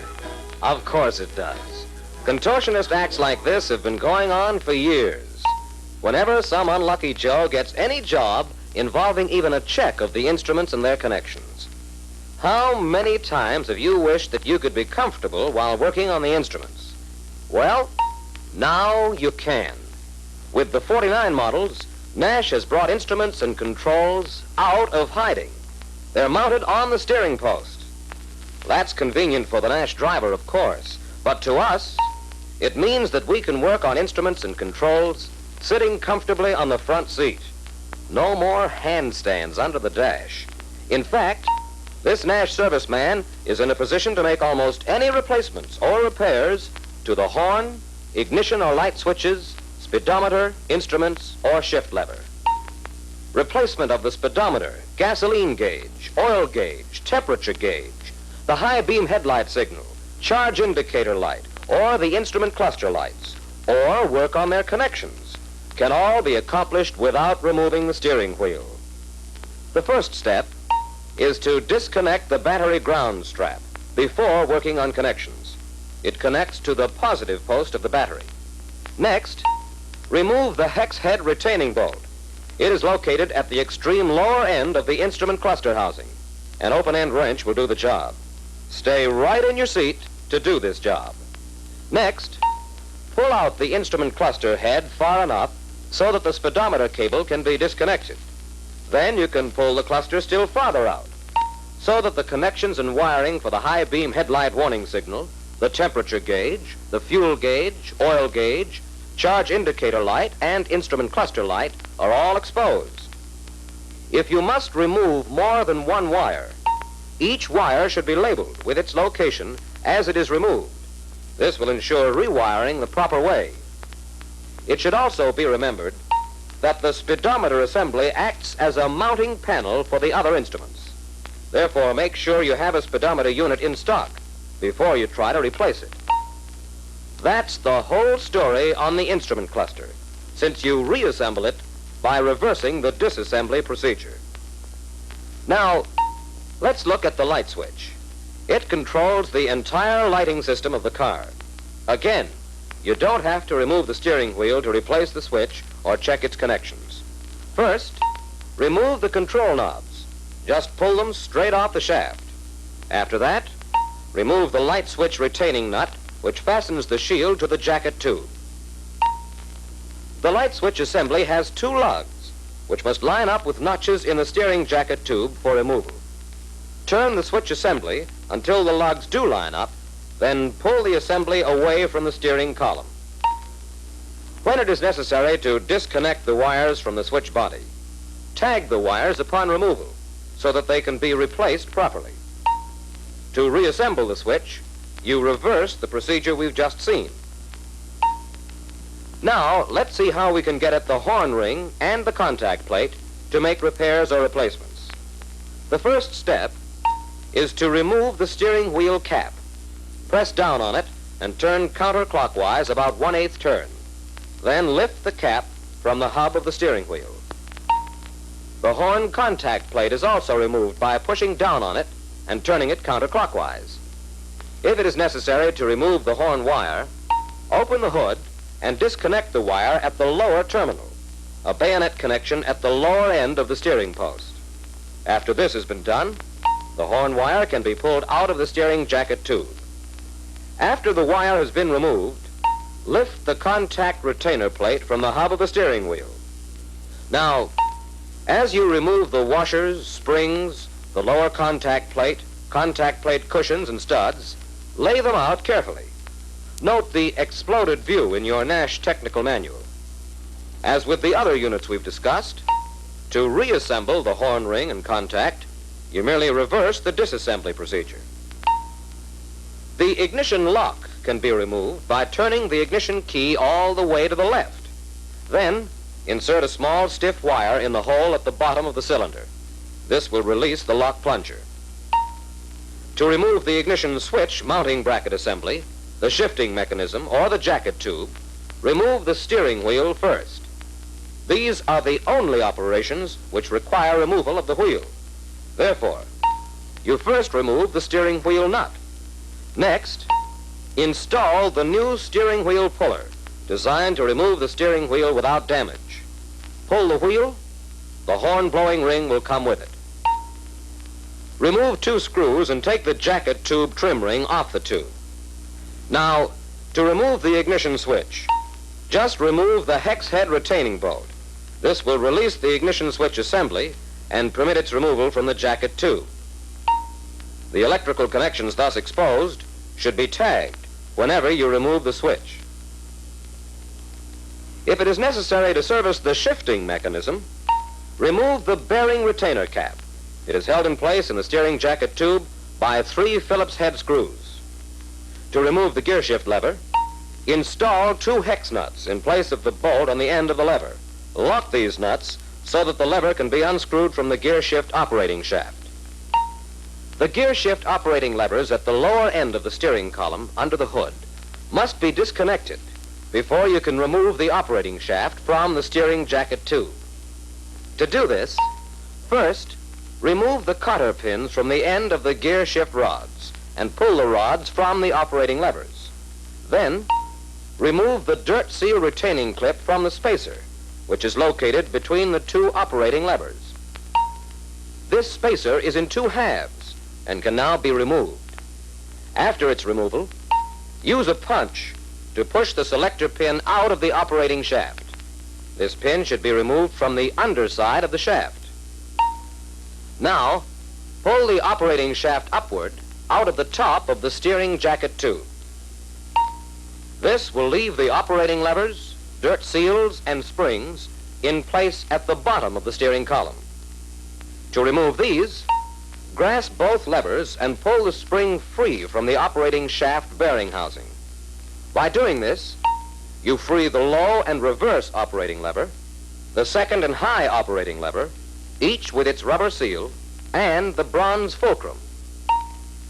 This completes the disassembly of the shifting mechanism. Now, if it's necessary to remove the steering jacket tube, first, remove the ignition switch bracket, light switch, and the instrument cluster from its housing according to the procedures discussed earlier in this film. Now, separate the instrument cluster housing from the jacket tube by removing the 2 nuts inside the housing. Reinstall the cluster immediately to prevent damage. Then set the housing back on the tube. Now, remove the screws that hold the dust shield to the floorboard and pull the dust shield up on the steering column out of the way. Disconnect the steering jacket tube support bracket from the instrument panel and pull the assembly down away from the instrument panel. Remove the bracket. Remove the 2 Phillips screws at the lower end of the wire harness shield and loosen the clamp bolt at the lower end of the steering jacket tube. Now, the instrument cluster, wire harness, and the wire harness shield can be removed from the tube and carefully set aside. Next, pull the jacket tube up through the dust shield into the car. At the same time, turn the tube so that the studs will clear the instrument panel. If the steering gear has to be removed from the car, follow the instructions outlined in the new Nash technical manual. Now, to reassemble the steering and shifting mechanisms, replace the steering gear and the jacket tube, being careful to keep the rubber insulator in place at the bottom of the jacket tube. Then, replace the instrument cluster and wire harness shield, threading the wires for the ignition switch and the light switch through the jacket tube. Next, fasten the jacket tube to the instrument panel. Then, install the operating shaft through the top of the jacket tube and allow it to extend down just far enough to install the operating levers. Install the small inner spring in the end of the operating shaft. Lubricate and install the bronze fulcrum on the shaft. Next, place one of the rubber seals on the second and high operating lever so that the metal side of the tongue will be down when installed. This will provide a hard bearing surface for the selector pin. Install the lever on the operating shaft with the notches pointing down to index with the selector pin. Then, install the low and reverse operating lever with its rubber seal on the operating shaft. Place the metal side of the tongue toward the top. Now, install the spring retainer and the large outer spring over the end of the operating shaft as it is lowered into the jacket tube. Turn the operating shaft so that the hole for the selector pin indexes with the notches in the operating levers, and install the selector pin from the top. Then, install the two halves of the dirt seal spacer and the retainer. Install the gear shift rods and adjust to length with the shifting mechanism in the neutral position. Use guide pin J1390. Install the gear shift lever in the operating shaft using two lock nuts to tighten the lever. Install the bearing retainer trim ring, ignition switch, light switch, and the steering wheel, making sure that the wheel nut is drawn up tight. Install the horn contact parts and wire in the reverse order in which they were removed. Lubricate the operating levers with pressure lubricant. And finally, road test the car as a check for corrective work correctly done. And that's all there is to it. A complete disassembly and reassembly of any one or all of these units can be made with relatively little effort. Yes, the day when the mechanic has to be a contortionist has passed.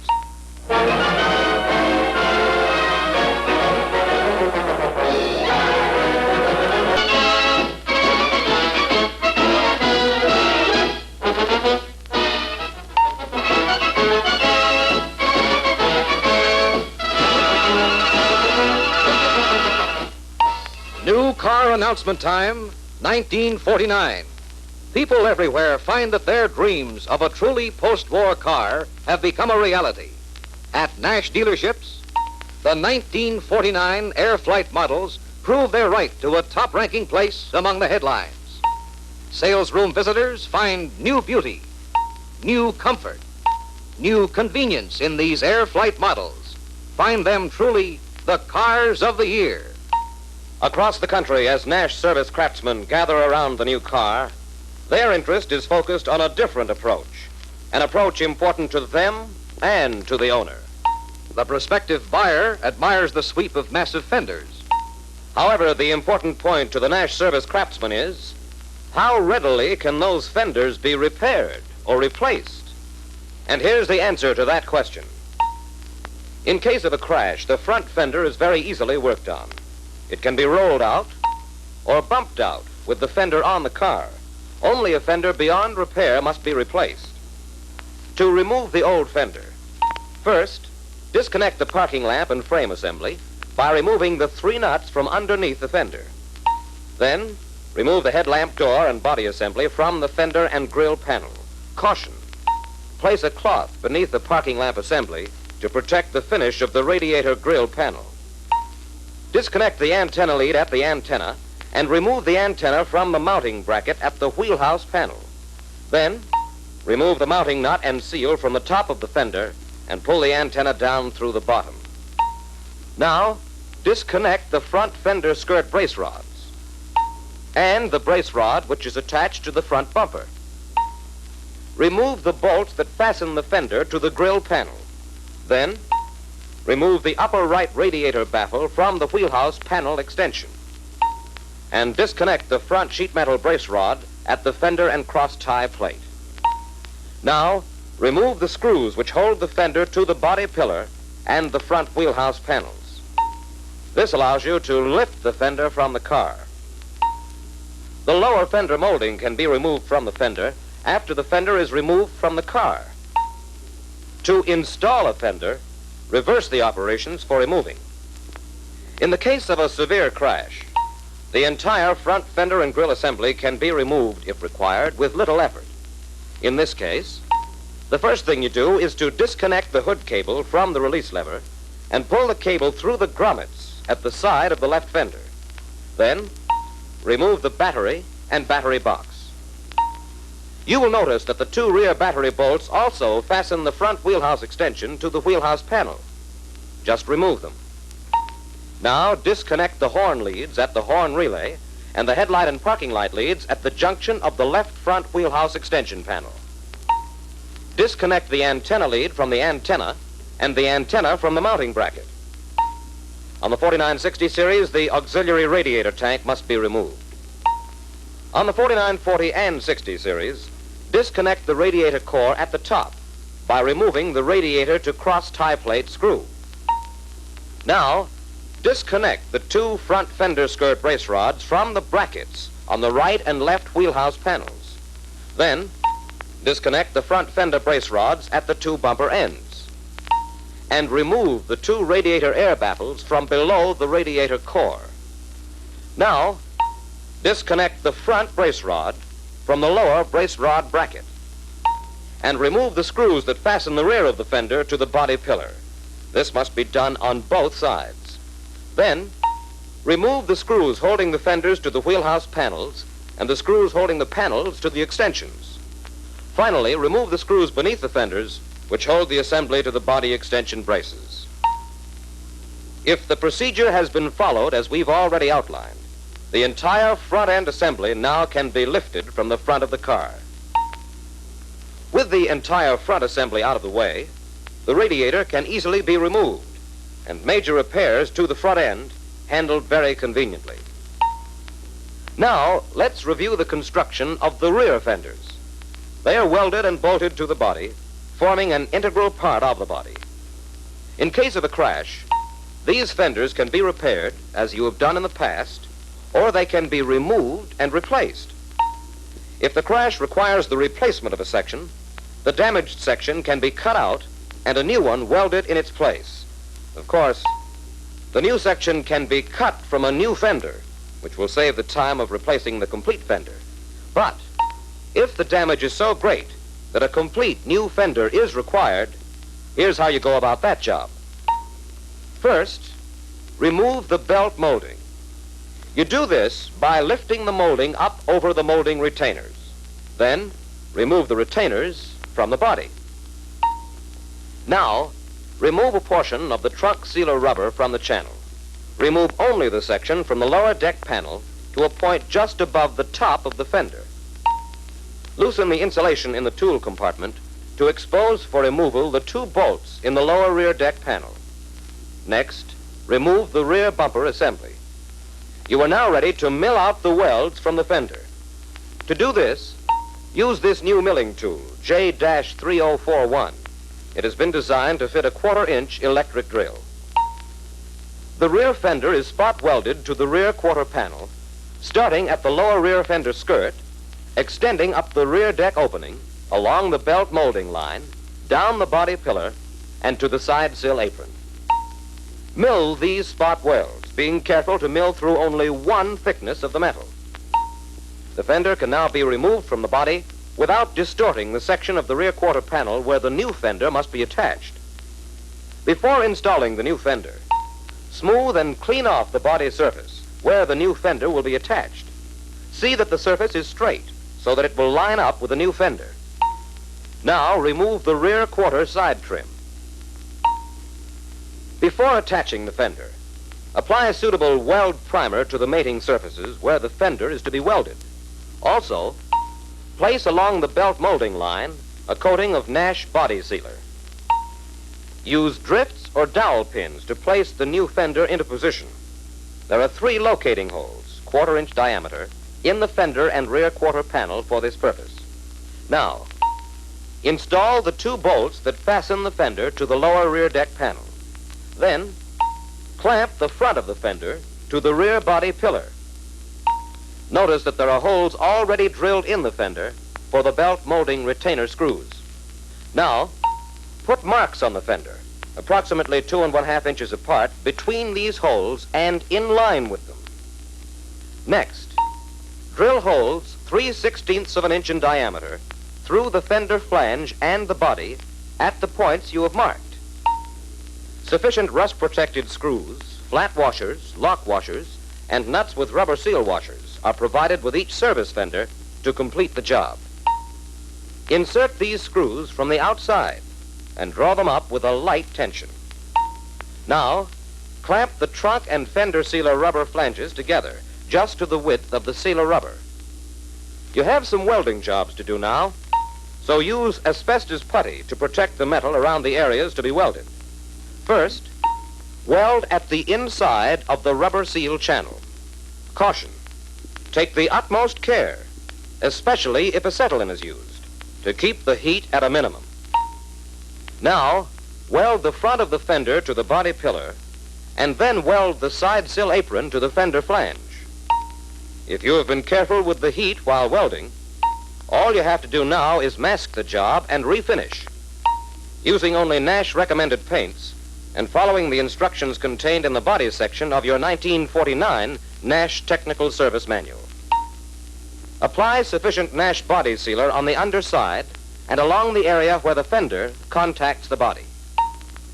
Now replace the belt molding retainers, belt molding, lower fender molding, and the bumper assembly. Replace the rear quarter side trim, and that's the story on fenders. For better vision, a larger one-piece windshield, curved to fit the contour of the body, is used in the 49 Nash. It is essential that Nash service craftsmen know how to remove and replace it. To take out the windshield, first, remove the instrument panel trim moldings. These are held in position by snap-in clips. Then, slide them away from the windshield to release the curved end from the overlay and pry up, pulling the clips out of the holes. Now, remove the 2 screws in the center of the overlay and 1 screw on each side. This will release the overlay. Remove the right and left defroster caps, the rear view mirror, and the windshield molding. Use 2 stiff putty knives to release the inside lip of the windshield rubber on the inside.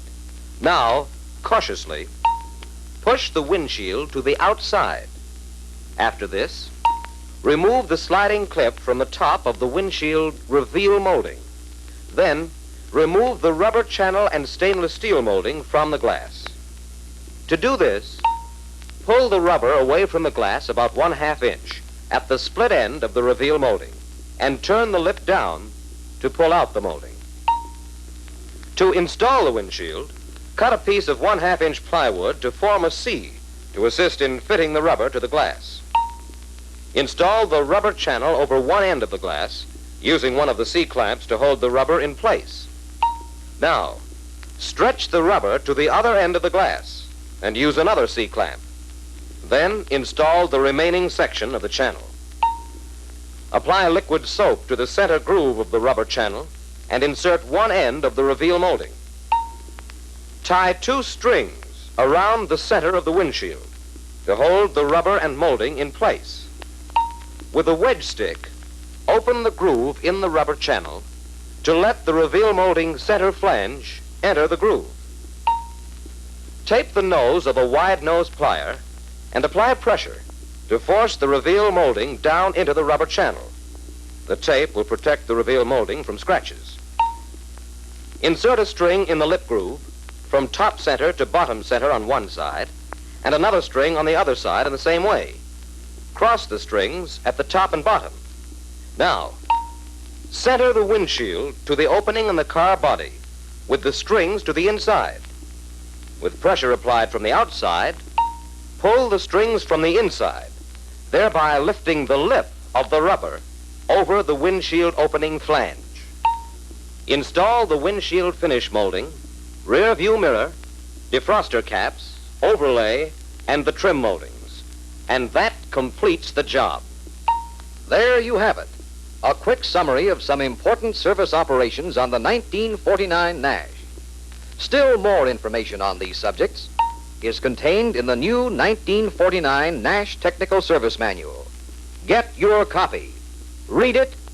Study it.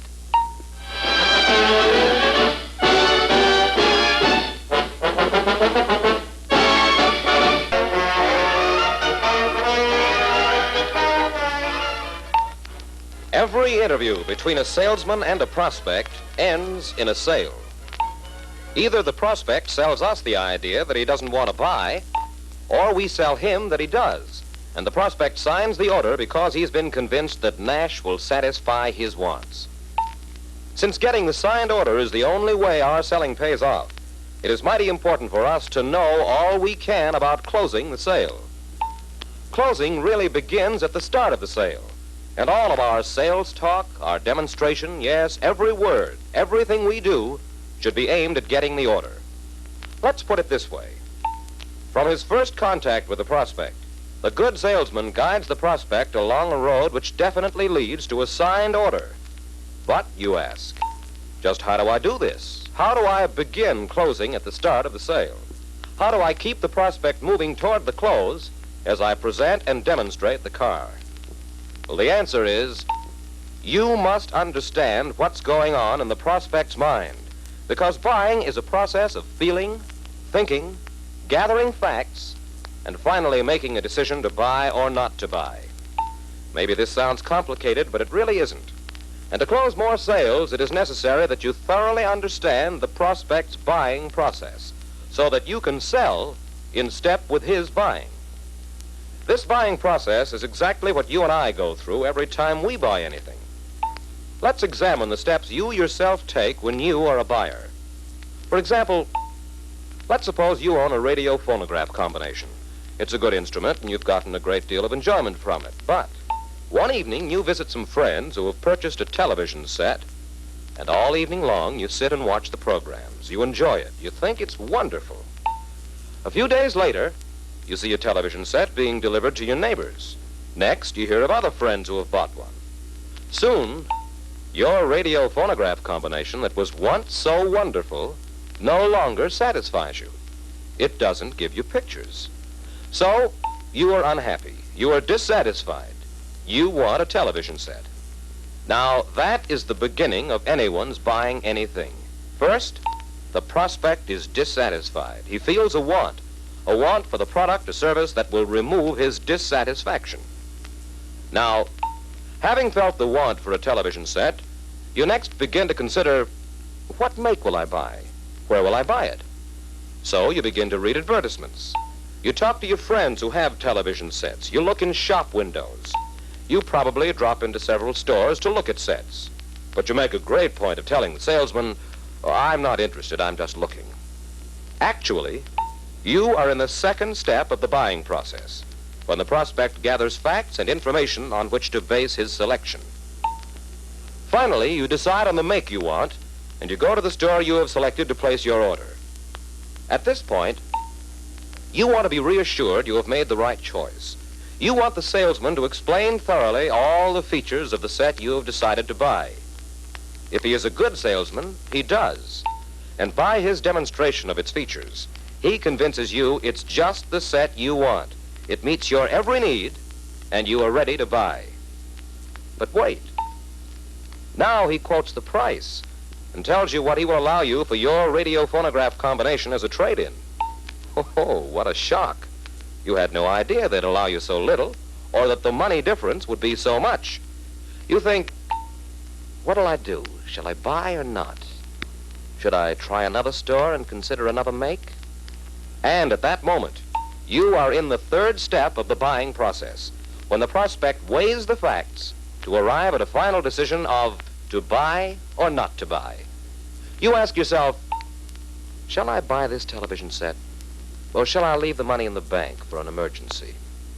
Or you think, well, the house needs painting, the children need new clothes. Now, if the salesman knows his business, he will understand what is going on in your mind. He will give you more facts. He will try to help you convince yourself that you can and should buy the television set. He will point out how much you and your family will enjoy it, that you'll save money, for you'll have the best entertainment right in your own home, and you can have nearly 2 years to pay for it. Yes, if he's a good salesman, he helps you come to a decision to buy. And if you do, you are happy, for you have removed your dissatisfaction. You have what you want. This example of what you would probably do in buying a television set shows the buying process. Now, let's review the steps of the buying process. The steps everyone goes through in buying anything. Step 1. The prospect is dissatisfied. He feels a want for a new or a better car. Step 2. The prospect gathers facts and information on which to base his selection. Step 3. The prospect weighs the facts to arrive at a final decision. Now let's examine the first step and see how it would work in the case of a car prospect. Step 1. In the buying process. The prospect is dissatisfied. He feels a want of a new or better car. For example, maybe the prospect doesn't own a car and decides that he needs one. He might see his neighbor's new car and decide that he wants one too. Or a prospect might start thinking about a new car because his old one is giving him trouble and is costing too much for repairs. Or the old car may be broken down, or even completely wrecked. Usually, one or more of these reasons start a prospect thinking about buying a new car. If he is dissatisfied enough with his present car, or the lack of one, he takes the second step. The prospect gathers facts and information on which to base his selection. At this time, he reads automobile advertising, and he may talk to his friends to learn about the experience they have had with their cars. After gathering these facts and opinions, he may shop around and look over several new cars because he wants to learn still more about their features, although he is likely to tell you and other salesmen he's not interested, he's just looking. But as a good salesman, you should realize that he is interested in a new car, that he is gathering information and facts on which to base his selection of the car he is going to buy. Knowing this, you can fall right into step with his buying, and you give him the facts and the proof that Nash is the car he wants. Because you do know where the prospect is in the buying process, you can lead him through the sale, right down through the close.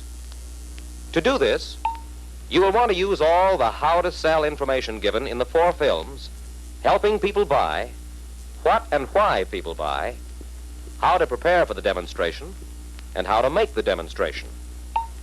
Using these how to sell methods will help you gain the prospect's confidence. And because you learn what he wants and how he uses his car, you will be selling from his point of view.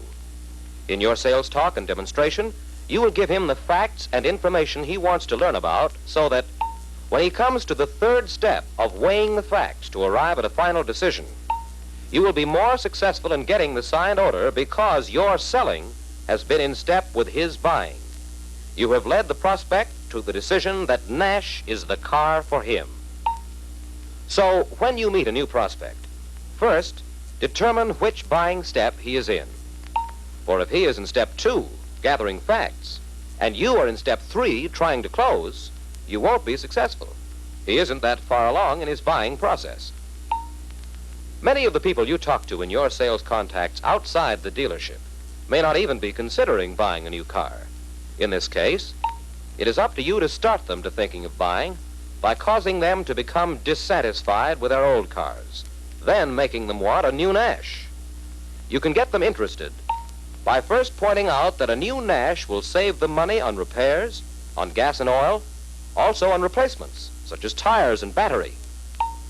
You will point out that they will avoid the inconvenience of having their car frequently laid up for service, and the pride they will feel in the beauty and modern styling of the new Airflight, and how they will enjoy the many features found only on Nash.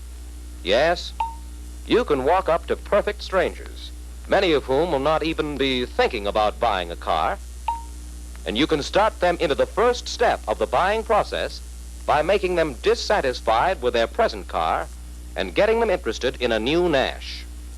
Now, if you are going to close the number of sales that you will need to make the kind of money you want, you'll need to contact many people and start them to thinking about buying a new Nash. For as you well know, you cannot lead every prospect through to the close. In getting people interested, you have this in your favor. Nearly every owner of an old model car would like to own a new car or a better used car, and they are all interested in learning whether they can do it. Besides, the law of averages will always produce sales for the salesman who each day contacts the greatest number of people to interest them in his product. However, you will also have many contacts with people who come into your sales room. And even though they say they are only looking, you know now that many of these people are interested and thinking about buying a new car. They are in the second step of the buying process. They are gathering facts on which to base a selection of the car they will buy. How do you handle those people? Well, let's listen in while Joe Allen demonstrates how he sells in step with the prospect's buying process. How do you do, sir? May I show you the new Nash Airflight? Well, I don't know. I guess so. But I'm just looking around. He's interested in Nash, all right, or he wouldn't be here. But he doesn't want to admit it. Now, it's up to me to give him the facts so that he'll see that Nash is the car he wants. I'll be glad to show you everything about our new Nash. By the way, my name is Allen. Joe Allen. My name is Lee. Did you have any particular model in mind, Mr. Lee? Well, I have a two-door model now. I see. A Nash? No, a 46 Chevrolet. Our two-door sedan is right over here. Would you mind telling me how you use your car, Mr. Lee? My wife uses the car during the week to run the children to school and go shopping, and sometimes we take trips on weekends. You'll find our Nash 600 will give you everything you want in a car. It's big and roomy, and it's engineered for ease of operation. That means Mrs. Lee would find it easy to park and handle in traffic. Yeah, that's important to her. And since your wife and children use the car so much, here's a feature I know you'll like. What's that? It's the famous Nash unitized body and frame. You can see how the passengers are protected by a web of steel girders. Now, this same construction is used on cross-country buses, airplanes, and streamlined trains. And Nash is the only car that has it. It's a great safety feature. You'd like your family to have the protection of this unitized construction, wouldn't you, Mr. Lee? Yeah, it sounds good, all right. Because of this construction, Nash has been able to eliminate a lot of useless weight. I see. This is another reason why Mrs. Lee would find this car easy to handle. And it's also one of the reasons why the Nash 600 is so easy on gas. You want gas economy, don't you, Mr. Lee? Why, of course I do. Well, you've probably seen our advertising showing that the 600 gives over 25 miles to the gallon at average highway speeds. Later on, I'll show you letters from owners saying they get that kind of mileage. Of course, much of our gas economy is due to the Flying Scot engine, which has uniflow jet carburation and sealed-in manifolding. Only Nash has these features. And here's how they give you top-notch performance and economy, Mr. Lee. Uniflow jet is a new principle in carburation. This is how it works. And Joe Allen goes on to give Mr. Lee complete information and facts on all the features of the Airflight. He particularly emphasizes the exclusive features of Nash. In his salesroom presentation, he covered all the buying appeals. And because he sold in step with the prospect's buying, he covered them in this order: performance, safety, economy, comfort, convenience, appearance. And did you notice how he tied his explanation of each feature into the use of the car by Mrs. Lee and the children? Joe Allen knew that Mr. Lee was looking for more facts, and that he wanted the facts on how Nash met the use of a car by his family. And that's exactly how Joe presented each feature. He built a picture in Mr. Lee's mind of himself and Mrs. Lee using the car in all kinds of situations. He pictured using the car for shopping, taking the children to school, and covering many enjoyable miles on weekend trips. When you make the prospect see himself and his family enjoying all the features of the Nash Airflight, when in his imagination he already owns the car, That's good selling. But maybe even though you've sold the product to the best of your ability and the prospect wants to own a Nash, he still may not buy. He's in the third step of the buying process. He's weighing the facts. He's trying to arrive at a final decision. But there's something in the prospect's mind that keeps him from going ahead. That's the subject of our next film, closing the sale and answering objections. Now, let's review the 3 steps of a prospect's buying process. Step 1, the prospect is dissatisfied. He feels a want of a new or better car. Step 2, the prospect gathers facts and information on which to base his selection. Step 3, the prospect weighs the facts to arrive at a final decision. So get in step with the prospect's buying, keep in step with the prospect's buying, and you'll close more sales.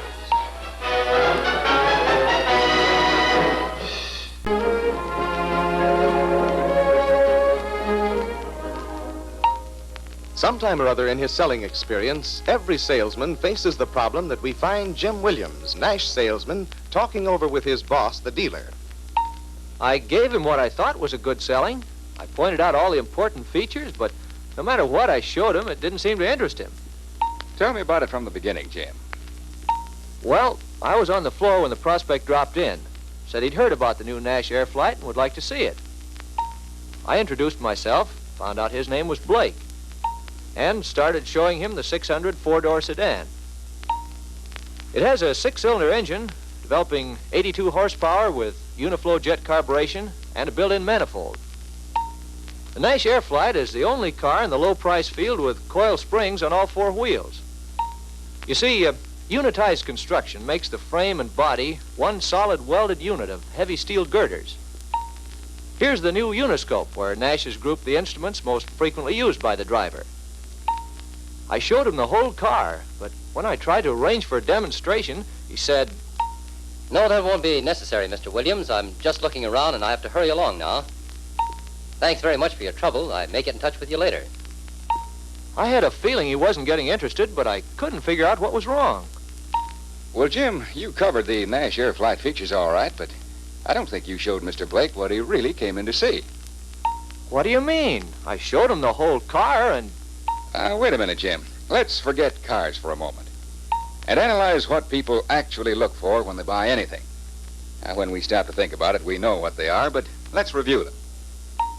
No matter what store people shop in, they look for about the same thing. They're interested in only one question concerning every product. What will it do for me?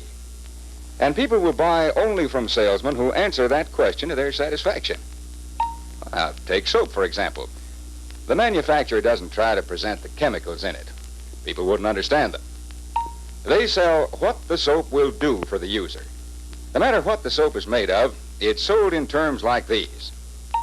Makes hard jobs easier. Safe for baby skin. Saves time, saves money. Now, those are all benefits that people want and can understand. They tell buyers what the product will do for them. The coal dealer handles an item that's quite different from soap. But people buy his product for the same basic reasons. It brings benefit to the buyer. People don't buy coal for the sake of coal. They buy comfort in the form of heat for their homes. It's the same way all over. The clothing salesman sells the style, comfort, and economy of his suits. The floor covering man stresses the beauty, economy, and long wear in his rugs. Successful salesmen everywhere, Jim, in every line, realize that benefits, results, satisfaction to the buyer are what people really buy in any product. And in selling, that's the most important thing to remember about people. So let's make it point number 1. People buy to satisfy their wants. Let's see. In other words, the first thing a salesman should figure out is, what will my product do for the buyer? Sure, that's it exactly.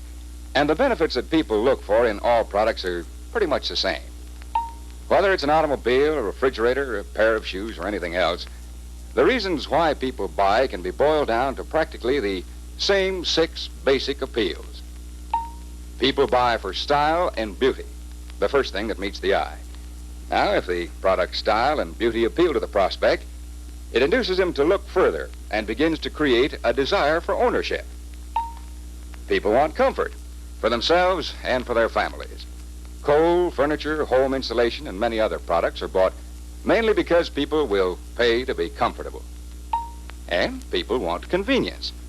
They'll buy a product because it saves time, trouble, and effort. Safety is a must with most people.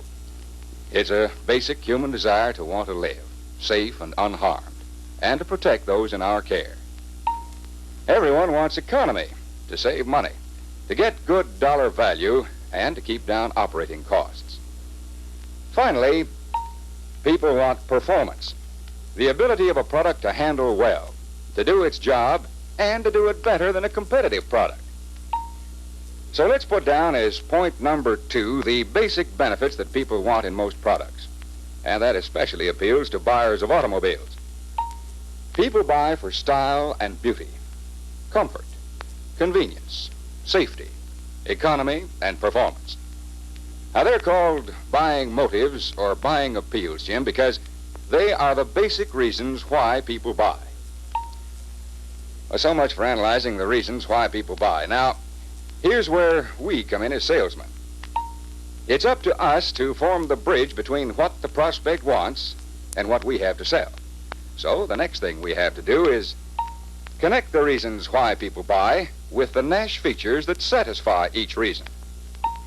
Then, when you talk features, you can present them as benefits, explaining what they will do for the buyer.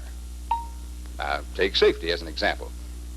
Let's step into the sales room and see if you can point out the benefits of the safety features. Okay, I'll try it. The large one-piece air-flight windshield curves around you, no center post to block your sight. Now, this gives you better vision and therefore safer driving. Here in the uniscope, Nash has grouped the instruments most frequently used by the driver. Well, you can see how this increases your safety because it saves you taking your eyes off the road for more than a split second. The passenger compartment is enclosed by husky steel girders. The frame and the body are welded into one strong unit for greater strength. That gives you greater safety. Nash brake drums are made of cast iron. Well, this means they hold their good braking qualities under tough driving conditions. This makes them more dependable, especially on those long grades. It makes Nash a safer car to drive. That's the idea, Jim. Very good for a first try. Now, suppose you take this list of basic wants that people look for in the cars they buy, and then go over your data book, the Nash literature, the announcement films, and the car itself. Under each buying motive, write down every Nash feature that will satisfy that motive, just as you did with safety. And after you've done that, practice presenting the features in terms of the benefits that people buy, until you can do it in your own words, easily and naturally. And that makes point number 3. Connect people's wants with the Nash features that satisfy those wants. Well, naturally, I can see how those 3 points make sense, all right, but what I'm wondering is, can I, as a salesman, actually make them a part of my own selling? Are they practical, and will they work for me? Well, Jim, knowing what and why people buy is only the beginning. It's a good start, but it takes practice to put that knowledge to work. And that's up to you and to me and to every one of us who calls himself a salesman. That's right. The next move is up to every salesman, because the final step is find out which benefits are most important to each prospect and build your sales talk around those benefits. In other words, find out what the prospect wants most and concentrate on showing him that the Nash Air Flight can satisfy those wants in the best way. Now, some prospects are pretty frank about telling us what's most important to them, and it's fairly easy to concentrate on the features that will make them buy. But others won't talk because they feel that the more they keep the salesman guessing, the better deal they can get. And still others really don't have any preferences clearly fixed in their minds. They need help in coming to realize their own needs. In any case, what's most important to the prospect is the first thing a salesman should find out, because that's what will make the prospect buy. Successful salesmen have developed ways of learning the needs of prospects, principally by observing and asking questions. Here are some examples. Mr. Blanchard, am I right in supposing that economy is important to any farmer who uses his car as you do? Well, yes, it probably means as much to me as anything else in a car. Well, then you'll be interested in these features of the Nash 600 that make it the most economical car you can own. This is our famous Flying Scot engine. It's the result of years of research and has a record for economy that is the finest in the industry. Let me show you why this. Or sometimes a prospect isn't aware of any particular wants. Then it's up to the salesman to draw him out and focus the prospect's attention on what he most needs. For example, how is the car principally used, Mr. Burns? Almost entirely for business, getting around my territory to call on customers. From your experience, what would you say you valued most in a car? I don't know. Never stopped to analyze it. I guess I'd say I need a good all-around automobile. in that case, the salesman can present Nash as the good all-around automobile the prospect wants, stressing the economy advantages of Nash that will lower the prospect's business costs, the performance features that save time and effort on the highway, in traffic, in parking, the comfort features that a prospect who has to spend much of his day in driving will appreciate. Emphasize every feature that is of importance to the particular prospect. Sometimes questions aren't necessary to determine what the prospect wants most. Simply observing what the prospect says and does is enough indication of what he or she considers to be most important. Like this. What room inside? We can certainly use that with our large family. Some big trunk, just what I need to carry my samples. I use the car mainly for shopping and taking the children to school. I want a car that is safe and easy to handle. Yes, what people do, what they say, what business they're in, how they use the car, can be positive signs to any salesman by which the prospect points out his most important wants. That makes point number 4. Find out what each prospect considers most important and adapt your presentation to fit his wants. Successful salesmen recognize the soundness of these selling fundamentals. So, practice them in your daily work and make them a natural part of your own selling techniques. The 4 points to remember are: 1. People buy benefits that satisfy their wants. 2. People buy for style and beauty, comfort, convenience, safety, economy, and performance. 3. Connect people's wants with the Nash features that satisfy those wants. 4. Find out what each prospect considers most important and adapt your presentation to fit his wants. Any salesman will find that when he knows what people buy and why, and when he puts his knowledge into practice, that people will buy Nash and will buy from him.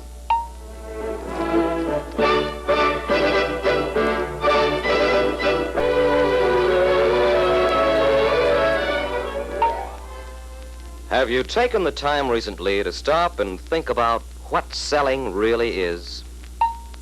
It's so easy to get into the habit of looking upon selling as the art of getting all you can out of people, or as a sort of a contest with a prospect to see who can get the better deal.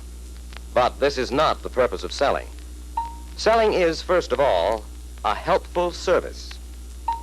A service that helps people to satisfy their wants and needs. A salesman, then, is a man who renders that service by showing how his product meets his prospect's wants and needs. But to do that, the salesman must find out what those wants and needs are. In our case, this means we must learn how our prospect uses his car, just what his needs are for both business and pleasure. Is the prospect a traveling salesman? And if so, does he carry bulky samples? Does the prospect have a large family? Is the prospect a sportsman who would appreciate the convenience of our convertible twin beds? This is the type of thing we must know if we are going to sell in such a way as to render a real service to our prospects. However, let's see what happens when a salesman ignores this basic principle of serving customers. Here's a prospect who's been attracted to the sales room by something he learned about the new Nash. That shows he's interested. But to what extent, we don't know. Maybe he's just curious to learn more about Nash. Or maybe he's already decided to buy one. Let's listen to his thoughts. Looks nice, all right. I wonder if it'd cost me any more to run than my present car. Say, I wonder how long these guys are going to make me stand around. Well, it's about time. Morning. What can I do for you? My name is Collins. This fellow doesn't seem to be too friendly. I wonder if he's going to be helpful. I came in to look at the new Nash. I'm Mr. Cole. Well, there she is. Nice job. You won't go wrong buying that car. It's got everything. Everything, huh? Well, I have a Pilgrim 6 now, and what I'm wondering... A Pilgrim 6? Say, this Nash 600 has it all over that job. Is he making fun of my car? It's giving me pretty good service. Look at these Nash features that you don't have on the Pilgrim 6. Beauty and styling that's way ahead of anything in the low price field. A one-piece curved windshield without any center post. An interior that's roomier and more luxurious than any car in its price class. That's Nash's famous weather eye-conditioned air system. And it's the only car on the market with twin beds. Just think of the convenience when you go off on a hunting or fishing trip. You just drive up to your favorite spot, swing the back cushion of the front seat down like this, support it with a stop from under the rear seat cushion, and you're all ready to make up the beds. I never go hunting or fishing, so I don't see what good that does me. Now, let me tell you a few things about the engine. It develops 82 horsepower and has a built-in manifold, high compression ratio, and Uniflow jet carburetor. Another feature that you don't have on your car is coiled springs on all four wheels for a smooth, even ride. Well, Mr. Cole, all those features add up to the fact that you'd be much better off trading in your Pilgrim 6 on a new Nash. Now, if we can give you a good deal on your old car, how soon would you want delivery? Well, I don't know. There are a lot of things I want to think over. Suppose you just let me have a catalog, and I may get in touch with you later. Well, Joe Collins, you certainly messed up that prospect. What do you mean, messed him up? And who are you, anyhow? You look familiar. I should look familiar, Joe. I'm your inner self. I'm the salesman you could be if you wanted to. I'd like to talk over a few things. Let's start with the prospect that just left. Well, what was wrong with the way I handled him? I showed him the whole car, offered to make a good trade-in deal, and when he wasn't ready to talk terms and delivery, I figured he's just another looker. I'll get him later. Wait now, Joe. Let's start from the beginning. Only this time, let's suppose that you could have known what Mr. Cole was thinking about during your presentation. All right, here's where he came in. This will give you a prospect's view of yourself as a salesman. And when you get that viewpoint, I think you'll want to do some things a little differently. When Mr. Cole saw the car on the floor, he was favorably impressed with its appearance. But when he had to wait for you to give him some attention, he naturally felt a little annoyed and a little disappointed. He thought that his visit was important and that you'd be darn glad to see him, which you should have been. But when you greeted Mr. Cole, your attitude showed plainly that you weren't really anxious to serve him. You were wondering what good he'd do you. You forgot that an automobile is a big purchase to the average prospect. It's an important decision to make, and people are inclined to be hesitant about it. You should have been as cordial and friendly as possible to make him feel at ease and to establish a friendly relationship that builds confidence and gets acceptance for yourself.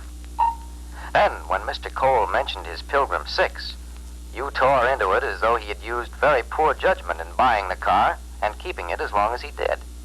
That didn't make him feel any better. Next, you plunged into a presentation of Nash features, your interpretation of the car, without any regard for what Mr. Cole came in to find out or what was important to him. You should have found out what his interests were in the car, and a few tactful questions would have helped you find out what he was thinking about. Let's try it again. How do you use your car mainly, Mr. Cole? My wife uses the car most of the time for shopping and getting around town. But I use it in business, too. I'm a florist. And during busy times, I use my car for deliveries as well as my truck. When you knew how the prospect used his car, you could have begun to see things from his viewpoint. Then you could have emphasized the features that would have appealed to him most. The style and beauty of the new Nash that would add prestige to his business and make him and his wife proud to own it. The comfort and convenience features that would interest Mrs. Cole in making her trips about town. The extra roominess of the trunk that would enable him to carry more merchandise and cut down his business expenses. And the coiled springs on all four wheels would not only give him a more comfortable ride, as you mentioned, but they would also protect some of his fragile items against breakage and delivery. That would save him money, too. You see, Joe, when we look at our car from the prospect's viewpoint, we're ready to help him buy, for we know how he uses his car and the features that will interest him most. Now, take your demonstration of the twin beds. That would have meant something to Mr. Cole if you had sounded out his interests first. Let's try it again and see if we can learn his interests. Do you ever take your car on hunting or fishing trips, Mr. Cole? No, I don't. You use your car on vacation? Why, yes, Mrs. Cole and I generally take one long trip during the summer. Then you'll be interested in these twin beds, a feature that only Nash can give you. During the day, you have a roomy couch for taking a nap while you and your wife take turns driving. And at night, you have twin beds instantly, anywhere you go, without having to worry about sleeping accommodations. Besides the comfort and convenience these beds provide, Mr. Cole, you'll save money on hotel rooms and tourist cabins. That seems to be something we could use, all right. I'd like to show the car to my wife. When could we arrange? You see what a difference it makes when you put yourself in the prospect's place? Now, while you were showing the car to Mr. Cole, he was trying to follow you and at the same time figure out what it meant to him. He was thinking like this. This fella's going too fast. I don't understand what half these gadgets mean. Can I really afford a Nash? Or should I keep my car another year? I wonder how Lucy would like this car. I don't think this fella's interested in my problems. He's just trying to sell me something. Now he wants to push me into making a deal, and I'm not even sure that I want this car. I think I'll just ask for a catalog and tell him I may see him later. That'll give me time to think it over. And that's when Mr. Cole walked out. Now, Joe, you're really a better salesman than that. And you know all these things as well as I do. It's just that you get careless. It's simply a matter of getting back into the right attitude, into the right frame of mind about selling and dealing with people.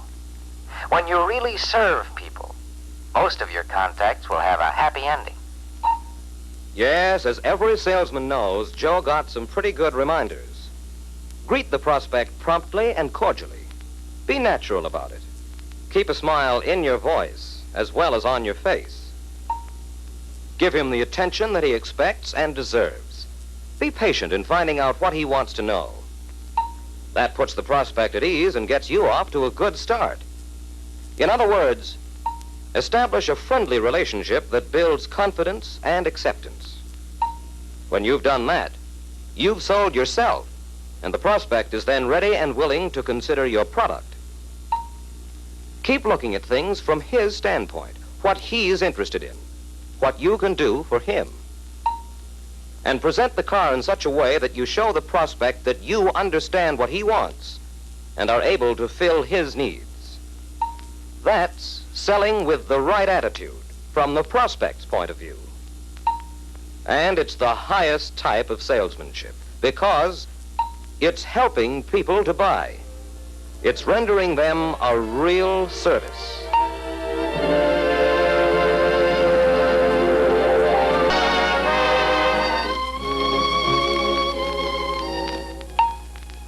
Do you feel that closing or getting the signed order is some mysterious act that has nothing to do with the rest of the sale?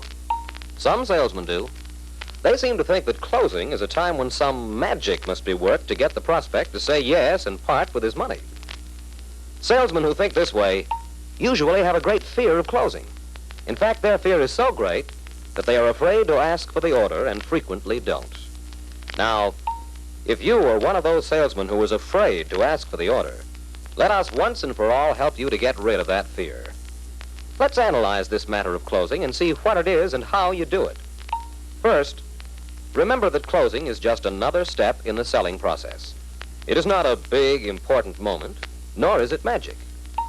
If you have sold in step with your prospect's buying, if you have done a good job in presenting and demonstrating the Nash Air Flight and have convinced the prospect that in Nash he gets more of the things he wants, then he is ready to buy, and you just naturally complete your sales presentation by figuring the deal and asking for the order. So, your closing really starts at the beginning of the sale, and you are putting in some of your best closing efforts during your sales room presentation and road demonstration. That is when you make your prospect want Nash, and he must want it if he is going to buy. So all through the sale, you keep in mind that what you are working toward is the signed order. All your selling effort is aimed at bringing your prospect along step by step. To help you do this, there are a number of principles that all good salesmen use to make sales. It may be you are already using these principles. If you are not, they will help you. Here they are. First, feel and believe you will make the sale. Believe in your product, for in the Nash Air Flight, you are offering the finest car value in America. And it is only through your belief and enthusiasm that the prospect believes and becomes convinced. Second, always keep in mind that selling is a matter of getting agreement. For without the prospect's agreement that he likes and wants the features of our Nash Air Flight, there can be no sale. So, get agreement from the prospect that he likes and wants each feature. Do this by asking such questions as, you like the smart aerodynamic styling of Nash, don't you, Mr. Clark? You want the kind of gas economy Nash gives, don't you, Mr. Harris? Or, you like the roominess of these seats? Third, use trial closes as you sell and demonstrate, such as, wouldn't you like to have this automatic overdrive? When would you want delivery of the car? Or, how do you wish to pay for the car, Mr. Glenn? Trial closes help you close more sales. They keep you from talking right past a possible closing point. They tell you how the prospect is progressing along the buying road. Trial closes are helpful because there is a difference in prospects. Some are almost completely sold when they come into the sales room. Others may not be sold at all, but just attracted and interested because of the outstanding appearance of our air flight. This means you will have some prospects who will quickly make up their minds to buy, while others may take days to come to a final decision. The fourth principle to help you close is get used to hearing no. Many of the prospects' no's, particularly in the early part of the sale, are merely excuses or a bluff. They are a defense that the prospect uses against being sold until he has all the facts on which to base a decision. If you stop selling at the first no, or even at the sixth or seventh, you are not going to make the sale. So get used to hearing the prospect say no. Let them go right by you and keep on with your sales talk to get him interested and convinced that he should own a Nash. The fifth principle to help you close the sale is close on a point that requires an easy decision. For example, Do you like the solid color or a two-tone combination? well, I like the two-tone job. All right. You can make your selection from these color chips, and I'll write the order that way. Now let's see how you can put these principles to work closing sales. Let's look at what will probably happen with most of your prospects. For example, let's say you have made a good presentation and demonstration of the car to build up the prospect's desire to own a Nash. You have kept in step with his buying process. You have learned what he wants in a car. You have thoroughly explained the Nash features and sold your prospect on them. You have used several trial closes to get the prospect to say he would buy, but so far he has not said yes. At this point, what do? First of all, you hold on to your sincere belief that your prospect will buy. You are sure that in Nash, you have the best car for him. So when you return to the sales room, you pick up the appraisal of his car. Then you take the prospect into the closing room and begin writing up the order. You are taking it for granted he is going to buy. One salesman handles it like this. Mr. Wells, because the Nash Weather Eye is the finest conditioned air system on the market, I'm sure you'll want it on your car. Isn't that right? Well, yes, I'll want that. All right. And now let's check the other accessories you'll want. And so this salesman covers the other accessories. A good guide to what the prospect will buy is the accessories he has on his present car. After the accessories which the prospect wants are listed, the total cost of the car and accessories is figured. The used car appraisal is deducted and the salesman presents the order. Now, even though your prospect is sold and wants the Nash Airflight, when it comes right down to the final yes, he may hesitate. For now, he is at the third step of the buying process. He is weighing the facts in order to come to a final decision. He is asking himself questions like these. Should I buy a car or not? Can I afford a new car? Or should I keep the money for an emergency? Should I buy a new car or keep my old one and spend the difference fixing up the house? If I buy a car at all, should it be a Nash or some other make? The answer to these questions will decide whether the prospect buys a Nash or not. And we must help him decide that the thing he wants to do most is to buy a Nash. This hesitation before making a decision to buy is natural, so expected, for most people struggle with doubts and questions in their minds before they actually do buy. In fact, most people dislike to make decisions at all, and you must help them make up their minds. Acting as though you expect the order to be signed helps to do this. So, you present the order as if it were all decided, and ask him to sign. Now, the prospect may show resistance by raising objections. He may object to the amount of the appraisal or the money difference, for it is the rare car buyer who isn't going to make some effort to try and get the best possible deal. But the objections he makes at this time may be insincere. They may be just a bluff to see if he can get a higher appraisal. Even so, you must treat them seriously. Objections that come up either during the sale or at the close never need to cause you concern if you will remember two things. One, expect the prospect to raise objections. Two, be prepared to answer his objections. One of the greatest helps to closing sales is to list all the objections that you meet, and then work out the very best possible answer to each objection. If you will do this, you will never need have any fear of objections. Do not let objections cause you to lose control of the sale. Answer them completely, but as briefly as possible, and then go right on selling. There are 5 simple rules that will help you to handle objections. 1, find the real objection. 2, agree that the objection is reasonable. 3, answer the objection clearly and get agreement. Answer with yes, but. 4, try to turn objections into selling advantages. And 5, give new proof why the prospect should buy Nash. Of course, the first step in handling objections is to find the real one, because the prospect may offer excuses to conceal his real reason for not being interested or for not buying. Like this. I want to talk it over with my wife. I want to think about it. I'm satisfied with the car I have now.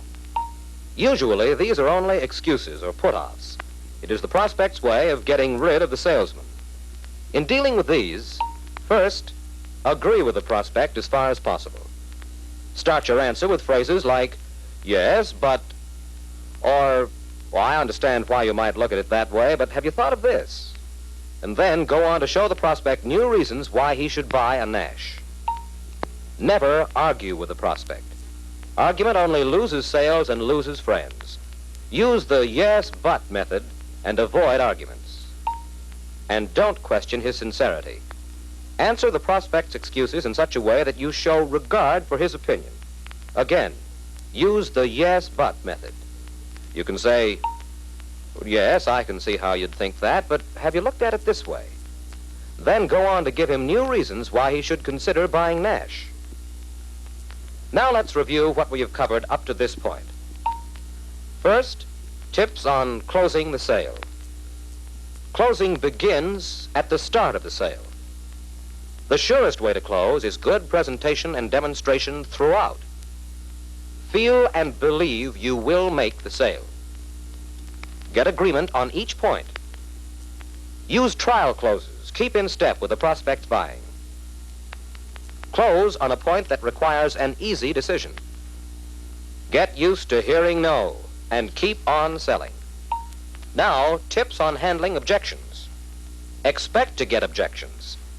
Be prepared to answer all objections. Find the real objection. Agree that the objection is reasonable. Answer with yes, but. Try to turn objections into selling advantages.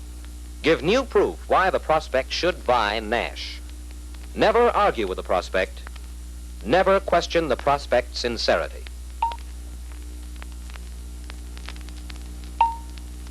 Knowing how to handle excuses and objections will help you make many sales. Of course, the first step is to expect them and be prepared to answer them. But when the prospect gives an excuse or raises objections, you must learn if it is the real objection. You can do this by proceeding tactfully. Something like this. No, I'm satisfied with my present car, and I think I'll keep it. I can understand your feeling that way, Mr. Wells. Your car has given you good service, but I'm sure you see how a new Nash Air Flight would give you greater satisfaction. Yes, I suppose it would, but I can't afford the extra cost. You see, the real objection is the cost. I'll agree as far as possible, then I'll answer him clearly and get agreement as I do. But first I'll restate his objection just to show him I understand it. As I understand it, Mr. Wells, you'd buy a Nash now, except you feel you can't afford it at this time. Is that right? That's it, exactly. Just what do you think the new Nash will cost over keeping your old car?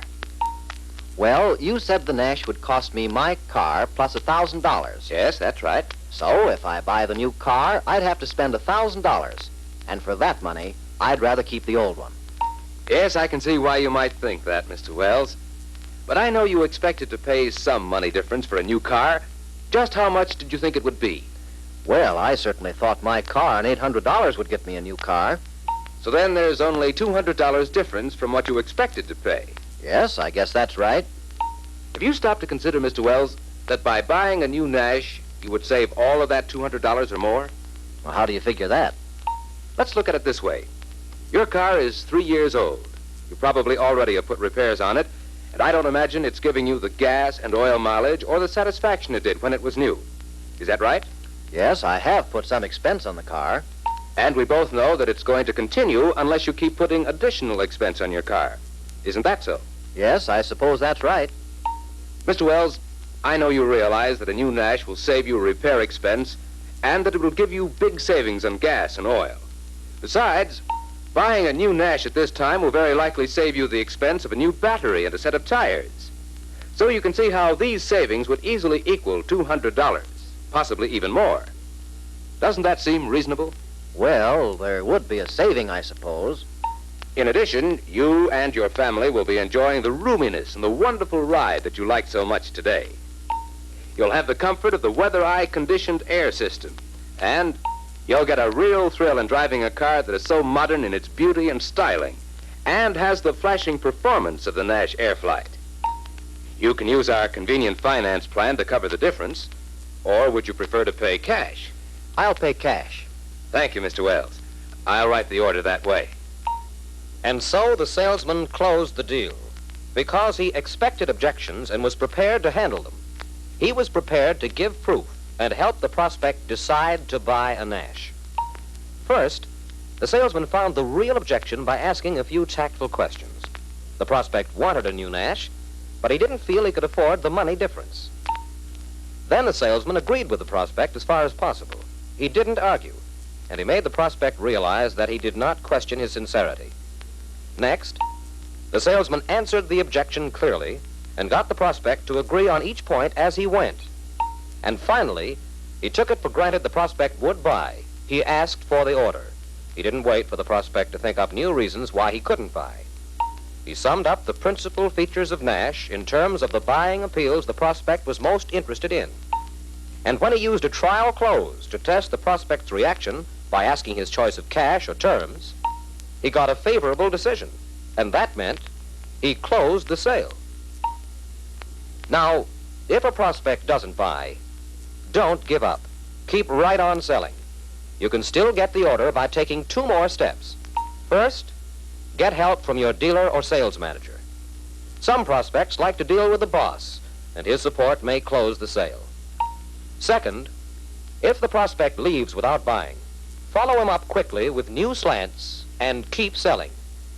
If he doesn't sign the order, go back over the sale again by yourself and try to figure out what's blocking the decision to buy. Remember, buying a car is an important event to most people, so get answers to questions like these. Is he really a prospect for a car? Is he undecided between Nash and another make? If he wants Nash, what's holding him back? If you feel that the prospect has a strong desire for Nash, then check for obstacles that are making him hesitate and apply the 5 rules for dealing with objections. And remember, if you would build confidence in others, have it yourself. Be enthusiastic in your selling, believe in your product, and expect the prospect to buy. Other obstacles to closing, like the trade-in allowance and competition, can also be overcome by following the same general rules. In regard to the trade-in, the main point is, don't let the prospect make the trade-in allowance the key issue of the sale. Don't let him concentrate on the allowance. Keep him thinking about all he gets in a Nash air flight. Always avoid presenting the appraisal till after you've thoroughly sold the prospect on Nash. If you don't, the sale will hinge on the amount of the allowance, and you are only bidding for his used car. But the appraisal must be thorough, so that you can present the allowance with confidence as a fair offer of what the car is worth. Another common obstacle to the closing of a sale is competition. Of course, you will never bring it up in your sales talk, but if the prospect mentions competition, don't knock it. Agree with him, but then point out the exclusive features and superior quality of Nash. Next, make the objection an advantage by showing that Nash gives the prospect more of what he's interested in. If the prospect is weighing prices, sell the extra benefits of Nash. Show how Nash has features found only on the very highest priced cars. If the prospect claims a higher used car offer from competition, don't let the little difference become the center of attention. Keep on. Sell Nash exclusive features and extra value. Sell the facilities and quality work of your service department and what this means to the prospect all during the time he owns his Nash air flight. Remember, satisfaction and quality are remembered long after price is forgotten. Of course, there is a difference in prospects, and what to do with each prospect is something you must decide. You should work out your own best answers. But you'll close more sales by following these rules. The close begins at the start of the sale. Closing the sale depends entirely upon how much you have made the prospect want Nash. Sell in step with the way the prospect buys. Use small decisions as trial closes so that you can keep in step with him. Expect the prospect to say no. Expect objections and be prepared to handle them. Write down the objections you meet, then work out the best answer for each one. Doing this will help you make more sales. If he doesn't buy, learn the real objection. Agree that it's reasonable, then answer it completely and briefly. Get agreement, then keep on selling. Don't give up. Get the help of your dealer or sales manager. If that doesn't close, follow the prospect up. Always keep in mind that selling is getting agreement. So, get agreement on each point throughout the sale, and you will get agreement to buy Nash.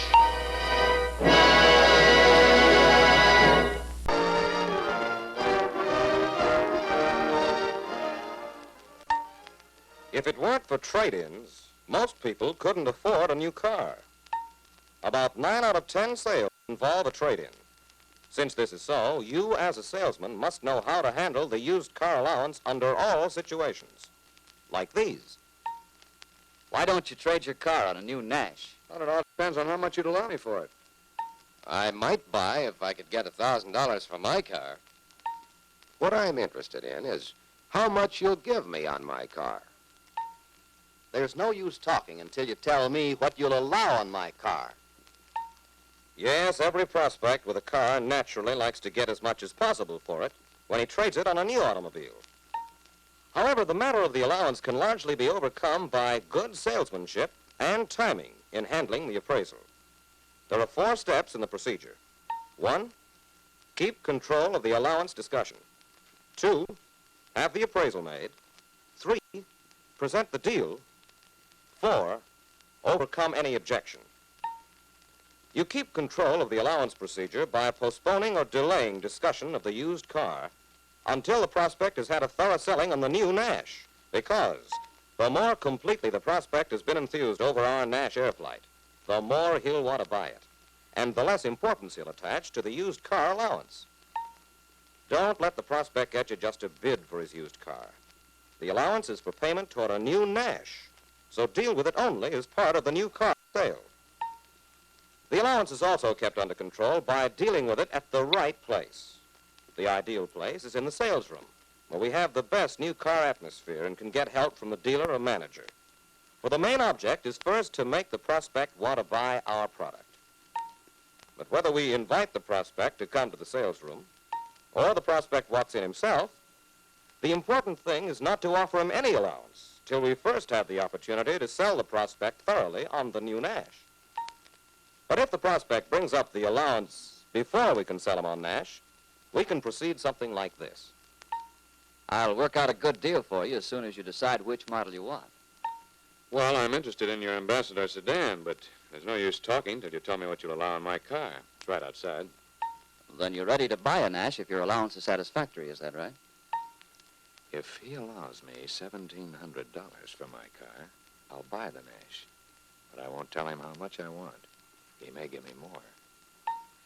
Yes, if your allowance is big enough, I'm ready to buy. Well, if you'll kindly let me have your keys and license card, I'll have our appraiser look at your car right away. And that brings us to the second step in handling the used car allowance. Have the appraisal made. Mr. West, this is Joe Baker, our appraiser. It's his job to figure out the maximum allowance so that we can help you become a Nash owner. So the appraiser takes the car away to road test it. This removes the used car as the center of attention and leaves the prospect in the sales room with the salesman. And that's just the situation we need to sell the new Nash to a prospect who starts by insisting on first getting the allowance. It is our opportunity to sell ourselves and our dealership and to qualify the prospect, finding out what he wants so we can adapt our sales procedure accordingly. In the meantime, the appraiser can check the car properly because the prospect isn't watching him put the car through the necessary tests. The appraiser inspects the car thoroughly, checking the brakes, clutch, transmission, steering gear, shock absorbers, and rear axle. He looks over the motor for oil or water leaks and to see if it has a cracked block. He also checks it for oil consumption. The appraiser looks over the tires, notes their condition, sees whether they have to be replaced. He checks the body to see if the car has ever been wrecked or shows any signs of mistreatment. By the time he returns to the dealership, the appraiser has figured out a fair appraisal based on the market value of the car, less what the dealer will have to spend on it. With this figure worked out on the appraisal form, the appraiser keeps it until the salesman indicates he's ready for it.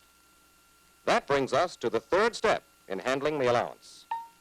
Present the deal. Many salesmen follow a procedure like this. Thanks, Joe. That's swell.